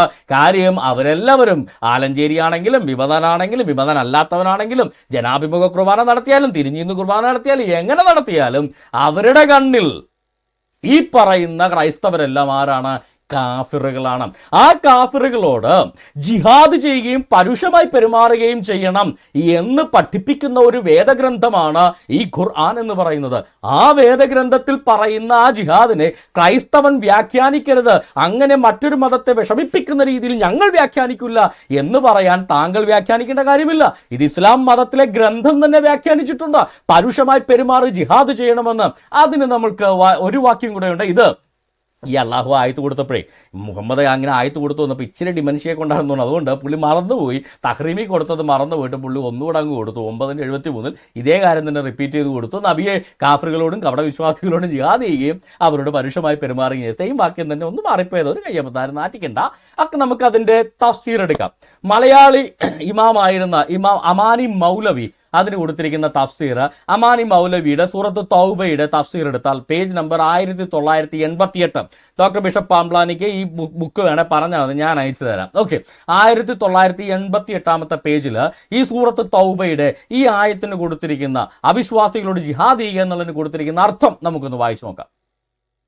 സമരം ചെയ്യുക, അതായത് എന്നർത്ഥം കൽപ്പിക്കപ്പെടുന്ന ജാഹിദ് എന്ന ക്രിയയുടെ ധാതുരൂപം ജിഹാദ് എന്നും ഇത് കോട്ട് ചെയ്താണ് നമ്മുടെ Pala bishop, Kallarangatt bishop, Pala bishop narcotic ജിഹാദിനെ കുറിച്ച് പറഞ്ഞത് ഈ അമാനി മൗലവിയുടെ തഫ്സീർ കോട്ട് ചെയ്ത ജാഹിദ് എന്ന ക്രിയയുടെ ധാതുരൂപമാണ് ജിഹാദ് എന്നും മുജാഹദത്ത് എന്നും വരും. ഇതിന് ഇമാം റാഗിബ് അർത്ഥം പറഞ്ഞിരിക്കുന്നത് ജിഹാദിന്റെ അർത്ഥം എന്താ? സമരം ചെയ്യാന്നൊക്കെ ഒരു മലയാളത്തിലേക്ക് നമ്മളെ വൈറ്റ് വാഷ് അടിക്കാൻ വേണ്ടി പറയും. ജിഹാദ്, ദാറ്റ്സ് ഇറ്റ്. മുജാഹിദ്, ജിഹാദ് ചെയ്യുന്നവൻ. ജിഹാദ് എന്ന് പറഞ്ഞാൽ അത് ജിഹാദ് തന്നെ. അതിൻ്റെ അർത്ഥം എന്താണെന്ന് ഇവിടെ പണ്ഡിതന്മാർ പറഞ്ഞിട്ടുണ്ട്, കേട്ടു നോക്കാം. ശത്രുവെ ചെറുക്കുന്നതിൽ കഴിവ് മുഴുവൻ വിനിയോഗിക്കൽ എന്നാകുന്നു ജിഹാദ് എന്നതിൻ്റെ അറബി അർത്ഥം. ശത്രുവെ നമ്മൾ തോൽപ്പിക്കുന്നതിന് കഴിവ് മുഴുവൻ വിനിയോഗിക്കുക. അതല്ലാതെ അയ്യോ ജിഹാദ് മുസ്ലിങ്ങളുടെ ജിഹാദ് എന്ന് പറഞ്ഞാൽ നമുക്ക് കൊണ്ടുവന്ന് ക്രിസ്മസ് കേക്ക് തരുന്നതാണച്ചോ എന്ന് ആരെങ്കിലും പറഞ്ഞിട്ടുണ്ടെങ്കിൽ എൻ്റെ പൊന്നു ബിഷപ്പെ പറ്റിക്കുകയാണ്. ഇവന്മാരുടെ പുസ്തകത്തിനകത്ത് എഴുതി വെച്ചിട്ടുണ്ട് ശത്രുവിനെ ചെറുക്കുന്നതിൽ കഴിവ് മുഴുവൻ പ്രയോഗിക്കണം. ഓക്കെ, ജിഹാദ് പ്രത്യക്ഷത്തിലുള്ള ശത്രുവിനോടും പിശാചിനോടും സ്വന്തം ദേഹത്തോടും എന്നിങ്ങനെ 3 തരത്തിലുണ്ടാകാമെന്ന് ഖുറാനി പറഞ്ഞിട്ടുള്ളതല്ല. 3 തരത്തിൽ ഇങ്ങനെ ജിഹാദ് ഉണ്ടാകാമെന്ന് സഹാബക്കൾ പറഞ്ഞിട്ടുള്ളതല്ല. 3 തരത്തിൽ ഇങ്ങനെ പറയാമെന്ന് ഇമാം റാഗിബ് എന്ന് പറയുന്ന പിൽക്കാലത്ത് വന്നൊരു പണ്ഡിതൻ പറഞ്ഞിട്ടുള്ളതാണ്. അത് പറയാൻ കാരണമുണ്ട്, അതുകൊണ്ട്. ഓക്കെ, ഇനി ഖുറാൻ വാക്യങ്ങളും നബിവചനങ്ങളും ഉദ്ധരിച്ചുകൊണ്ട് പറയുന്നത് എന്താ? ദേഹം കൊണ്ടും ധനം കൊണ്ടും കൈകൊണ്ടും നാവുകൊണ്ടും ജിഹാദ് ഉണ്ടാകാം. ഓക്കെ, ഇനി താഴേക്ക് വായിച്ചാൽ അവിശ്വാസികളോടുള്ള സമരത്തിൽ, അതാണ് നമ്മളെ ബാധിക്കുന്നത്. അവിശ്വാസി, കാഫിർ, ഞാൻ, പാംപ്ലാനി, മാർപ്പാപ്പ, എല്ലാവരും, മേജർ ആർച്ച് ബിഷപ്പും കർദിനാളും എല്ലാവരും ആരാണ്? അവിശ്വാസികൾ, കാഫിർ. അപ്പൊ കാഫിറുകളോടുള്ള സമരത്തിൽ, കാഫിറുകളോടുള്ള ജിഹാദിൽ ധർമ്മയുദ്ധമാണ് പ്രധാനപ്പെട്ട ഉദ്ദേശം. ജിഹാദ് എന്ന പദം കാഫിറുകളുമായി ബന്ധപ്പെട്ട് പറഞ്ഞാൽ അതിൻ്റെ പ്രധാനപ്പെട്ട ലക്ഷ്യം യുദ്ധമാണ്. കൂട്ടത്തിൽ നമ്മൻ്റെ മതക്കാർ യുദ്ധം ചെയ്യുന്നത് കൊണ്ട് അതിന് ധർമ്മയുദ്ധം എന്നൊരു പേരങ്ങ് ഇട്ടാൽ എങ്കിൽ നമ്പൂതിരിയാവും എന്നാണ് വേറെ വിചാരം. എൻ്റെ പൊന്നണ്ണ, ധർമ്മം എന്ന് കേട്ടാൽ യുദ്ധമല്ലാതാകുന്നില്ല. നിങ്ങൾക്കത് ധർമ്മയുദ്ധമായിരിക്കും, നാട്ടുകാർക്ക് അത് കഴുത്തിന് മേലേക്ക് വരുന്ന വാളാണ് എന്ന് ആലോചിക്കാൻ നിങ്ങൾക്ക് മടി കാണിക്കണ്ട. അപ്പോൾ യുദ്ധം ഞമ്മൻ്റെ മതക്കാർ നടത്തുന്നതായതുകൊണ്ട് അതിനെ ധർമ്മയുദ്ധം എന്നങ്ങോട്ട് വിളിക്കും. ഞമ്മൻ്റെ മതക്കാർ വ്യഭിചാരം ചെയ്താൽ അതിനെ നിക്കാമുദ്ധ എന്നങ്ങോട്ട് വിളിക്കും. അതൊക്കെയാണ് നമ്മുടെ സാധാരണ ഒരു നടപടിക്രമം. നമ്മളുടെ വ്യഭിചാരത്തിനെ ആയിരിക്കും നമ്മളൊരു പേരിട്ടങ്ങ് വിളിക്കും. അത് തന്നെ. അതായത് നമുക്കിപ്പോൾ പന്നി ഹറാമാണെങ്കിൽ പന്നീനെ മത്തിക്കറി എന്ന് പേരിട്ട് വിളിച്ചിട്ട് നമുക്ക് കഴിക്കാം, നോ പ്രോബ്ലം. അതാണ് ഇസ്ലാമിൻ്റെ ഒരു അടിസ്ഥാന പ്രമാണം എന്ന് പറഞ്ഞാൽ. ഓക്കെ, അതൊക്കെ നമുക്ക് പല പ്രാവശ്യം എടുത്തിട്ടുള്ളതുകൊണ്ട് നമുക്ക് മുന്നോട്ട് പോകാം. അപ്പോൾ അവിശ്വാസികളോടുള്ള സമരത്തിൽ ധർമ്മയുദ്ധമാണ് പ്രധാനമായ ഉദ്ദേശം. യുദ്ധം ചെയ്യലാണ്. കപടവിശ്വാസികളോടുള്ള ജിഹാദിൽ യുദ്ധം ഉദ്ദേശിക്കപ്പെട്ടിട്ടില്ല. ഞമ്മൻ്റെ മതക്കാരിൽ ഇച്ചിരി വഴിമാറി നടക്കുന്ന ടീമുകളുണ്ടല്ലോ, അയ്യോ നമ്മൾ മറ്റുള്ളവരെ ഉപദ്രവിക്കരുത്, കാഫറുകളെ കൊല്ലാൻ പാടില്ല എന്നൊക്കെ പറയുന്ന മുസ്ലിങ്ങളില്ലേ, അവരോട് ജിഹാദ് ചെയ്യണം. പക്ഷെ അവിടെ ഞമ്മൻ്റെ മതത്തിൻ്റെ പേര് പെട്ടവനാണെങ്കിൽ, അവൻ്റെ പേര് അഷ്റഫ് എന്നാണെങ്കിൽ യുദ്ധം പാടില്ല കേട്ടോ. അവനോട് ന്യായങ്ങളും തെളിവുകളും നിരത്തിക്കാട്ടുക, സത്യവിരുദ്ധമായ വാദങ്ങളെ ഖണ്ഡിക്കുക, നിയമ നടപടികളെ എടുക്കുക. അതായത് ചാട്ടവാറിനടിക്കുക, കൈവെട്ടിക്കളയുക, കാല് വെട്ടിക്കളയുക, അതാണ് ഇവരുടെ നിയമ നടപടികൾ. അതും നമുക്ക് താഴേക്ക് എടുക്കാം. ഓക്കെ, ഇതൊക്കെ നമ്മൻ്റെ മതത്തിൽപ്പെട്ടവരെങ്ങാനും കാഫറിനെ കൊല്ലരുതെന്ന് പറഞ്ഞാൽ അതൊക്കെ ചെയ്യാൻ പാടുള്ളൂ, യുദ്ധം ചെയ്യാൻ പാടില്ല. ഞമ്മൻ്റെ മതത്തിൽ പെടാത്ത പാംപ്ലാനി ആണെങ്കിൽ, അവിശ്വാസിയാണോ, അവനോടുള്ള ജിഹാദ് ധർമ്മയുദ്ധമാണ്, അതായത് വാളെടുത്തുള്ള യുദ്ധമാണെന്ന് സാരം. അതേ സമയത്ത് സത്യവിശ്വാസികളോട് പാർശ്വം താഴ്ത്തി സൗമ്യമായ രീതിയിൽ പെരുമാറണമെന്ന് നബിയോട് ഉപദേശിച്ചിരിക്കുന്നു. അതേസമയം സത്യവിശ്വാസികൾ എന്ന് വെച്ചാൽ മുസ്ലിങ്ങൾ, അതാണല്ലോ ഇവരുടെ സത്യവിശ്വാസികൾ. ഇസ്ലാം മതത്തിൽ പറയുന്ന സത്യവിശ്വാസികൾ മുസ്ലിങ്ങൾ. ഓക്കെ, അപ്പോൾ നമ്മൾക്ക് അസത്യവിശ്വാസമാണെങ്കിൽ അവർക്ക് സത്യവിശ്വാസമാണെന്നാണല്ലോ അവരുടെ വാദം. ഓക്കെ, എന്താണെങ്കിലും എന്നെ തന്നെ ഞാൻ വിളിക്കുന്ന വിമൽകുമാർ എന്നാണേ, അത് നിങ്ങൾ ഓർക്കണം. ഓക്കെ, അപ്പോൾ ഈ ഇസ്ലാം മതത്തിലെ വിശ്വാസികൾ, അതായത് മുസ്ലിങ്ങൾ പരസ്പരം പാർശ്വം താഴ്ത്തി സൗമ്യമായ രീതിയിൽ പെരുമാറണമെന്നും, അതേ സമയത്ത് അവിശ്വാസികളോടും ബിഷപ്പ് ഡോക്ടർ ജോസഫ് പാംപ്ലാനിയോടൊരു മുസ്ലിം എങ്ങനെ പെരുമാറണം, പരുഷമായി പെരുമാറണമെന്നാണ് കൽപ്പിച്ചിരിക്കുന്നത്. അപ്പോൾ എൻ്റെ അച്ചോ പറയുന്നതുകൊണ്ടൊന്നും തോന്നരുത്, ക്രിസ്മസ് കേക്ക് കൊണ്ടുവന്നങ്ങ് തരുമ്പോഴേ ഇങ്ങനെ ചിരിക്കണമെങ്കിലും പോടാ എന്ന് പറഞ്ഞിട്ട് ഈ സലിംകുമാർ ഒരു സിനിമയുടെ പറഞ്ഞ പോലെ എന്നെ മോനെ എന്ന് വിളിച്ചു. അയ്യോ അങ്ങനെ വിളിച്ചു അല്ല, അതിനപ്പുറത്ത് വേറെ ചില പദങ്ങൾ ഉണ്ടായിരുന്നു എന്ന് പറഞ്ഞ പോലെയാണ് ഇവന്മാരുടെ ആറ്റിറ്റ്യൂഡ്. അതായത് ഇവർ ചിരിച്ചുകൊണ്ടാണെങ്കിലും ഉള്ളിൻ്റെ ഉള്ളിൽ അവർ ശപിച്ചുകൊണ്ടാക്കിയേക്ക് തന്നില്ലെങ്കിൽ അവർ ഇസ്ലാം മതത്തിൽ നിന്ന് പുറത്തായി മുനാഫിക്കായി മാറുമെന്നാണ് ഇസ്ലാം മതത്തിലെ പ്രമാണം പഠിപ്പിക്കുന്നത്, ഖുറാൻ പഠിപ്പിക്കുന്നത്, അതിൻ്റെ വിശദീകരണങ്ങളായ തഫ്സീറുകൾ പഠിപ്പിക്കുന്നത്. ഒരു മുസ്ലിമിനോട് മാത്രമേ ഒരു മുസ്ലിം പാർശ്വം താഴ്ത്തി സൗമ്യമായി ഇടപെടാൻ പാടുള്ളൂ. ഒരു കാഫിറാണെങ്കിൽ, ഒരു ബിഷപ്പാണെങ്കിലോ, ഒരു പോപ്പാണെങ്കിലോ, ഒരു സാധാരണ ഒരു അൽമായനാണെങ്കിലോ, അവൻ ക്രിസ്ത്യാനിയാണെങ്കിൽ ഇസ്ലാം മതത്തിൽപ്പെട്ട ഒരാൾ അവനോട് ഇടപെടേണ്ടത് പരുഷമായിരിക്കണം, ഒരു ക്രൂരമായിട്ട് ഇടപെടണം എന്നാണ് ഇസ്ലാം മതം മുസ്ലിങ്ങളെ പഠിപ്പിക്കുന്നത്. അപ്പോൾ മുസ്ലിങ്ങൾ നന്മയായിട്ട് ഇടപെട്ടാൽ അവരവരുടെ പ്രവാചകന് പറയുന്നതിന് തുല്യമാണ്. ബൈ പ്രവാചക, ഞാൻ ഇസ്ലാം മതം വിട്ടു, ഞാനങ്ങ് ബ്ലഡി എക്സ് മുസ്ലിമായി എന്ന് പറയുന്നതാണ് ശരിക്കും പറഞ്ഞാൽ ഒരുവനോട് സ്നേഹം കാണിക്കുന്നത്. അപ്പോൾ അച്ഛന് കേക്കുമായിട്ട് അരമനെ കയറി നിറങ്ങുന്ന കോയമാരോട് ഒരു കാര്യം ചോദിക്കുക, അല്ലയോ കോയ, താങ്കൾ ഇസ്ലാം മതത്തിലെ പ്രവാചകനെയൊക്കെ തള്ളിക്കളഞ്ഞ് എക്സ് മുസ്ലിം ആയിട്ടാണോ ഇങ്ങോട്ട് വന്നിരിക്കുന്നത്? അല്ലെന്ന് പറഞ്ഞാൽ എൻ്റെ പൊന്നച്ചോ ഡോർ അടച്ചിട്ട് ബായ മക്കളെ, ഞങ്ങൾക്ക് ഞങ്ങളുടെ ജീവനാണ് വലുത് എന്നെങ്കിലും ഉത്തരം പറയുകയാണ് വേണ്ടത്. കാര്യം ഒരുവൻ ഇസ്ലാം മതസ്ഥനാണെങ്കിൽ, അവൻ ഇസ്ലാം മതത്തിൽ ജീവിക്കുന്നവനാണെങ്കിൽ അവൻ ക്രിസ്ത്യാനിയോട് സൗഹൃദത്തിൽ പെരുമാറാൻ പാടില്ല. അങ്ങനെ പെരുമാറില്ല, അത് കപടമാണ്, അത് വഞ്ചനയാണ്, അങ്ങനെ പെരുമാറാൻ അവർക്ക് പാടില്ല. അവരങ്ങനെ പെരുമാറുന്നുണ്ടെങ്കിൽ അവൻ ഇസ്ലാം മതം ഉപേക്ഷിച്ചിട്ടുണ്ടാവണം. അപ്പോൾ വരുന്ന ചിരിച്ചു കാണിക്കുന്നവരോട് അത് ചോദിക്കാനുള്ള ബാധ്യത ഒരു സാധാരണക്കാരനോട് ഒരു പക്ഷേ അത് ചോദിക്കത്തില്ല, കാര്യം അവർക്ക് മതം അറിയത്തില്ല. പക്ഷേ ഒരു മതപണ്ഡിതനായ താങ്കൾ മറ്റൊരു മതപണ്ഡിതൻ താങ്കളെ കാണാൻ വരുമ്പോൾ അത് ചോദിക്കേണ്ട ബാധ്യത താങ്കൾക്കുണ്ട്. കാര്യം അത് മതപണ്ഡിതനാ വചനം അറിയോ, ഒരു സാധാരണ മുസ്ലിമിൻ്റെ ഒരു ഈ വാക്യമോ ഈ ആയത്തോ ഈ തഫ്സീറോ അറിഞ്ഞിട്ടല്ല അവൻ മുസ്ലിമായി, അവൻ്റെ അപ്പൻ മുസ്ലിമായി, അവനും മുസ്ലിമായി, ദാറ്റ്സ് ഓൾ. പക്ഷേ ഒരു മതപണ്ഡിതൻ അങ്ങനെയല്ല, അവൻ അറിഞ്ഞു പഠിച്ചു മതം വിശ്വസിക്കുന്നവനാണ്. ഒരു താങ്കളെ കാണാൻ വന്നാൽ അത് അവൻ അറിഞ്ഞു പഠിച്ചു മതം വിശ്വസിച്ചവനാണ്. അവൻ ഈ ആയത്തും കൂടെ വിശ്വസിച്ചിട്ടാണ് അവൻ മുസ്ലിമായിട്ട് മീശ പഠിച്ച് താടിയും വളർത്തി നടക്കുന്നത് എന്ന ബോധം താങ്കൾക്കുണ്ടായിരിക്കണം എന്ന് ഞാൻ പറഞ്ഞു കൊള്ളട്ടെ. ഇതിൻ്റെ തന്നെ മറ്റൊരു തഫ്സീറുമൊക്കെ കിടക്കുക, ഇബ്നു അബ്ബാസിൻ്റെ തഫ്സീർ. ഈ സൂറത്ത് തഹ്രീമിലും ഈ തൗബയിലുമുള്ള ആയത്ത് ഒന്ന് തന്നെയാണ്. അവിശ്വാസികളോട് എങ്ങനെയാണ് ജിഹാദ് ചെയ്യേണ്ടതെന്ന് പഠിപ്പിക്കുന്നത്. അതിന് തഫ്സീർ ഇബ്നു അബ്ബാസ് എന്ന മുഫസ്സിർ അതിന് തഫ്സീർ കൊടുത്തിരിക്കുന്നത് എങ്ങനെയാണെന്ന് നോക്കാം. ഓ പ്രോഫറ്റ്, അല്ലയോ പ്രവാചക, സ്ട്രൈവ് അഗൈൻസ്റ്റ് ഡിസ്ബിലീവേഴ്സ്, കാഫിറുകൾക്കെതിരെ, അവിശ്വാസികൾക്കെതിരെ നീ ജിഹാദ് ചെയ്യുക. The disbelievers of Makkah with the sword until they accept the faith. അവർ ഇസ്ലാം മതം സ്വീകരിക്കുന്നത് വരെ മക്കയിലെ കാഫറുകളോട് നീ ജിഹാദ് ചെയ്യണം. എന്ത് വെച്ച്? വിത്ത് ദ സ്വേർഡ്, വാള കൊണ്ട് നീ ജിഹാദ് ചെയ്യണം. പല മുസ്ലിങ്ങളും പറഞ്ഞു കിടക്കാറില്ലേ, ഞങ്ങളുടെ പ്രവാചകൻ ആരെയും നിർബന്ധിച്ച് മതം മാറ്റിയിട്ടില്ല. എൻ്റെ പൊന്നണ്ണന്മാർ ഇങ്ങനെയൊക്കെ നുണ പറയരുത്. നിങ്ങളുടെ പ്രവാചകൻ അങ്ങനെ മാത്രമാണ് മതം മാറ്റിയതെന്നും പ്രവാചകന്റെ കൂടെ ഉപ്പും ചോറും നിന്ന് കടന്ന സഹാബത്തിൽപ്പെട്ട മുജാഹിദ് ആയിട്ടുള്ള നമ്മുടെ ഈ പറയുന്ന ഇബ്നു അബ്ബാസ് ഇവര് തന്നെ ഏറ്റവും വലിയ മുഫസ്സിറാണ് എന്ന് പറയുന്ന ഇബ്നു അബ്ബാസ് വളരെ കൃത്യമായിട്ട് എഴുതി വെച്ചിട്ടുണ്ട്. കാഫിറുകളോട് ജിഹാദ് ചെയ്യണം, അത് വാളുപയോഗിച്ചാവണം. എപ്പോൾ വരെ ജിഹാദ് ചെയ്യണം? എപ്പോൾ വരെ വാളുപയോഗിച്ച് അവരെ ആക്രമിക്കണം? ഒന്നേ തട്ടിപ്പോകുന്നവർ, അവർ കൊല്ലപ്പെടുന്നവർ, അല്ലെങ്കിൽ അവർ ആക്സെപ്റ്റ് ദ ഫെയ്ത്ത്, അവർ ഇസ്ലാം മതത്തിലേക്ക് മതം മാറുന്നത് വരെ ജിഹാദ് ചെയ്യണം. അപ്പോൾ ഡോക്ടർ ബിഷപ്പ് ജോസഫ് പാംപ്ലാനി, താങ്കൾ ക്രിസ്ത്യാനിയായിട്ട് ജീവിച്ചിരിക്കുന്ന അത്രയും സമയം താങ്കൾ കൊല്ലപ്പെടുകയോ അല്ലെങ്കിൽ സാധാരണ പോലെ മരിക്കുകയോ അല്ലെങ്കിൽ താങ്കൾ ഇസ്ലാമിലേക്ക് മതപരിവർത്തനം ചെയ്യുകയോ ചെയ്യുന്നതുവരെ ജിഹാദ് എന്ന പദത്തിന്റെ അർത്ഥം വ്യാഖ്യാനിക്കാനല്ലെങ്കിലും അറിഞ്ഞിരിക്കേണ്ടത് നമ്മുടെ ബാധ്യതയാണ്. കാര്യം അത് നമ്മുടെ ഭാവിയുടെ ഭാഗമാണ്. കാര്യം ഇസ്ലാം മതസ്ഥരെ പഠിപ്പിക്കുന്നത് അവർ ജിഹാദ് ചെയ്തിരിക്കണം കാഫിറുകളോട്. എപ്പോൾ വരെ? ഒരു കാഫിറ ഇസ്ലാമായി തീരുന്നത് വരെ ജിഹാദ് ചെയ്തിരിക്കണം എന്നാണ് ഇസ്ലാം മതം അവരെ പഠിപ്പിക്കുന്നത്. അത് നമ്മുടെ ഇമാം തഫ്സീർ അൽ ജലാലയിനകത്ത് ഇമാം അൽ സുയൂത്തി കൊടുത്തിരിക്കുന്ന അർത്ഥം കൂടി നിങ്ങൾ കണ്ടോളൂ. O prophet, struggle against disbelievers with the sword and hypocrites with the tongue. കാഫിറുകളോട് എങ്ങനെ ജിഹാദ് ചെയ്യണം? വിത്ത് ദ സ്വേർഡ്, വാളുകൊണ്ട് ജിഹാദ് ചെയ്യണം എന്ന് സെബാസ്റ്റ്യൻ പുന്നക്കൽ വ്യാഖ്യാനിച്ചതല്ല, അമാനി മൗലവി വ്യാഖ്യാനിച്ചതാണ്, ഇമാം റാഗിബ് വ്യാഖ്യാനിച്ചതാണ്, ഇമാം അൽ സുയൂത്തി തഫ്സീർ അൽ ജലാലയിനകത്ത്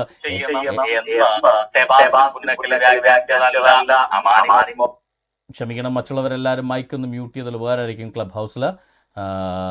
ഓക്കെ, അപ്പോൾ ഇത് വ്യാഖ്യാനിച്ചിരിക്കുന്നത് സെബാസ്റ്റ്യൻ പുന്നക്കലോ ഡോക്ടർ ജോസഫ് പാംപ്ലാനിലോ. അപ്പം ജിഹാദ് എന്നത് മറ്റന്യ മതസ്ഥരെ, ഇസ്ലാം മതസ്ഥരെ ദുഃഖിപ്പിക്കുന്ന രീതിയിൽ വ്യാഖ്യാനിക്കുന്ന ക്രൈസ്തവരുടെ ഇതല്ലെന്ന് പറഞ്ഞാൽ എൻ്റെ പൊന്നച്ചോ നമ്മളെ വ്യാഖ്യാനിക്കേണ്ട അവർ വ്യാഖ്യാനിച്ചിട്ടുണ്ട്. അതിൻ്റെ അർത്ഥം ഇതാണ്: കാഫിറുകൾ മതം മാറുന്നവർ അവരെ കൊല്ലുക, അവരോട് യുദ്ധം ചെയ്യുക, ആ കാഫിറുകളോട് വാളുപയോഗിച്ച് യുദ്ധം ചെയ്യുക, അവരോട് പരുഷമായി പെരുമാറുക, ക്രൂരമായി ഇടപെടുക, ഇതൊക്കെയാണ് ജിഹാദിൻ്റെ ഭാഗമായിട്ട് ഒരു മുസ്ലിം ചെയ്യേണ്ടത് എന്ന്. ഇനി ഇബ്നു കസീർ സൂറത്ത് 66:9 സൂറത്ത് തഹ്രീമിൻ്റെ ഇബ്നു കസീറിൻ്റെ തഫ്സീർ നിങ്ങളൊന്ന് വായിച്ചു നോക്കുക. ഖുറാൻ.com കയറിയ ഫ്രീ ആയിട്ട് എല്ലാ പുസ്തകം മൊത്തത്തിൽ ഡൗൺലോഡ് ചെയ്യാൻ കിട്ടും. ആർക്കും വേണമെങ്കിലും വായിച്ചു നോക്കാവുന്നേ ഇബ്നു കസീറിൻ്റെ തഫ്സീർ. അതിനകത്ത് പറയാം, അള്ളാഹ് എക്സോൾട്ടഡ് ഓർഡേഴ്സ്, ഉന്നതനായ അള്ളാഹു ഇപ്രകാരം കൽപ്പിക്കുന്നു, his messenger to perform jihad against disbelievers. പ്രവാചകനോട് കൽപ്പിക്കുകയാണ് എന്ത് ചെയ്യണം? നിങ്ങൾ ജിഹാദ് ചെയ്യണം, കാഫിറുകളോട് ജിഹാദ് ചെയ്യണം. ആൻഡ് ഹിപ്പോക്രൈറ്റ്സ്, മുനാഫിക്കുകളോടും. The former with the weapons, കാഫിറുകളോട് എന്ത് വെച്ച് ജിഹാദ് ചെയ്യണം? ആയുധങ്ങൾ കൊണ്ട് ജിഹാദ് ചെയ്യണം. കാഫിറുകളോട് ജിഹാദ് ചെയ്യേണ്ടത് ആയുധങ്ങൾ കൊണ്ടാണ് എന്നാണ് ഖുറാൻ കൃത്യമായി പഠിപ്പിക്കുന്നതെന്ന് ഇസ്ലാമിക പണ്ഡിതന്മാർ, അത് മലയാളിയായ അമാനി മൗലവി ആയാലും അറബിയായ ഇബ്നു കതീർ ആയാലും ഇപ്പോൾ മുഹമ്മദിൻ്റെ കൂടെ നടന്ന സഹാബിയായിരുന്ന ഇബ്നു അബ്ബാസ് ആയാലും ഇമാം അൽ സുയൂത്തി ആയാലും ആരായാലും ഇവരെല്ലാം ഇസ്ലാം മതം ഒന്നടങ്കം ഒരേ സ്വരത്തിൽ ഒരുപോലെ പറയുന്ന കാര്യമാണ്: കാഫിറുകളോട് ജിഹാദ് ചെയ്യുന്നത് വാളുകൊണ്ടായിരിക്കണം എന്ന്.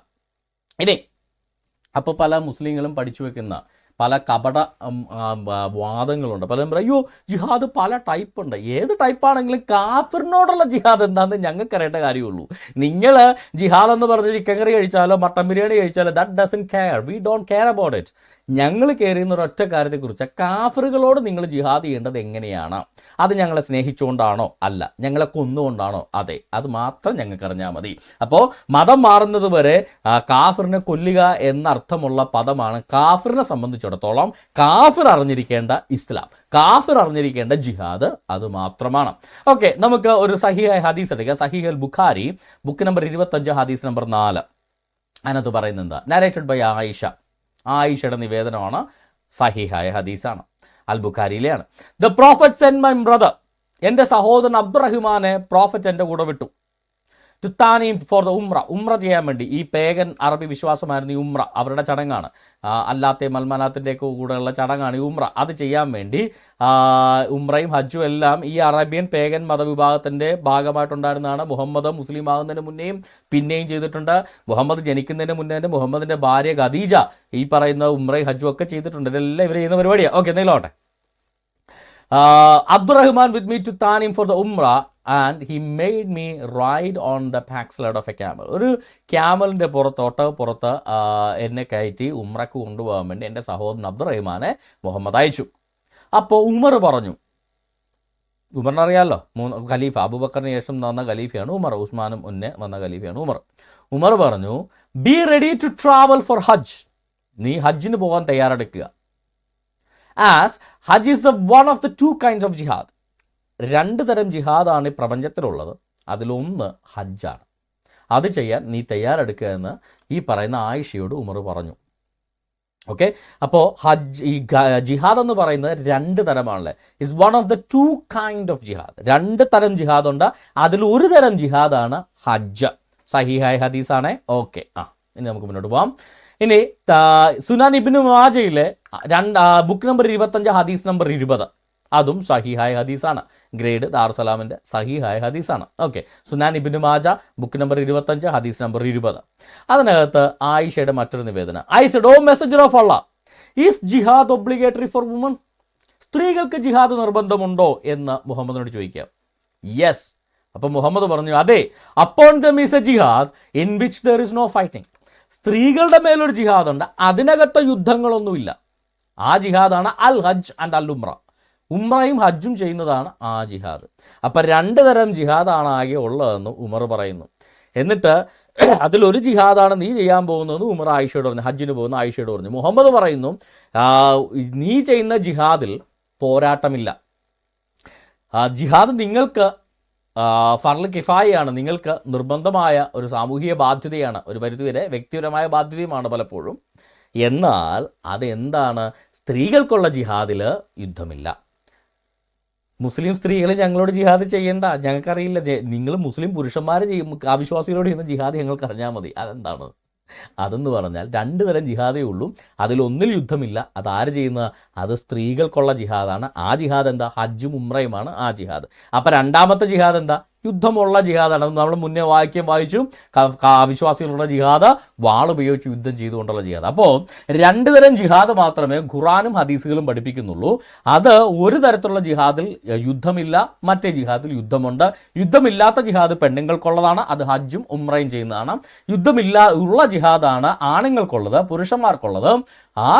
ആ ജിഹാദാണ് ഈ വാള് കൊണ്ടുള്ള ജിഹാദ് എന്ന് പറഞ്ഞിരിക്കുന്നത്. നമ്മുടെ മുഹമ്മദും ഉമറും കൂടാണ്, സെബാസ്റ്റ്യൻ മുന്നക്കൽ ഫിലിപ്പ് അല്ല.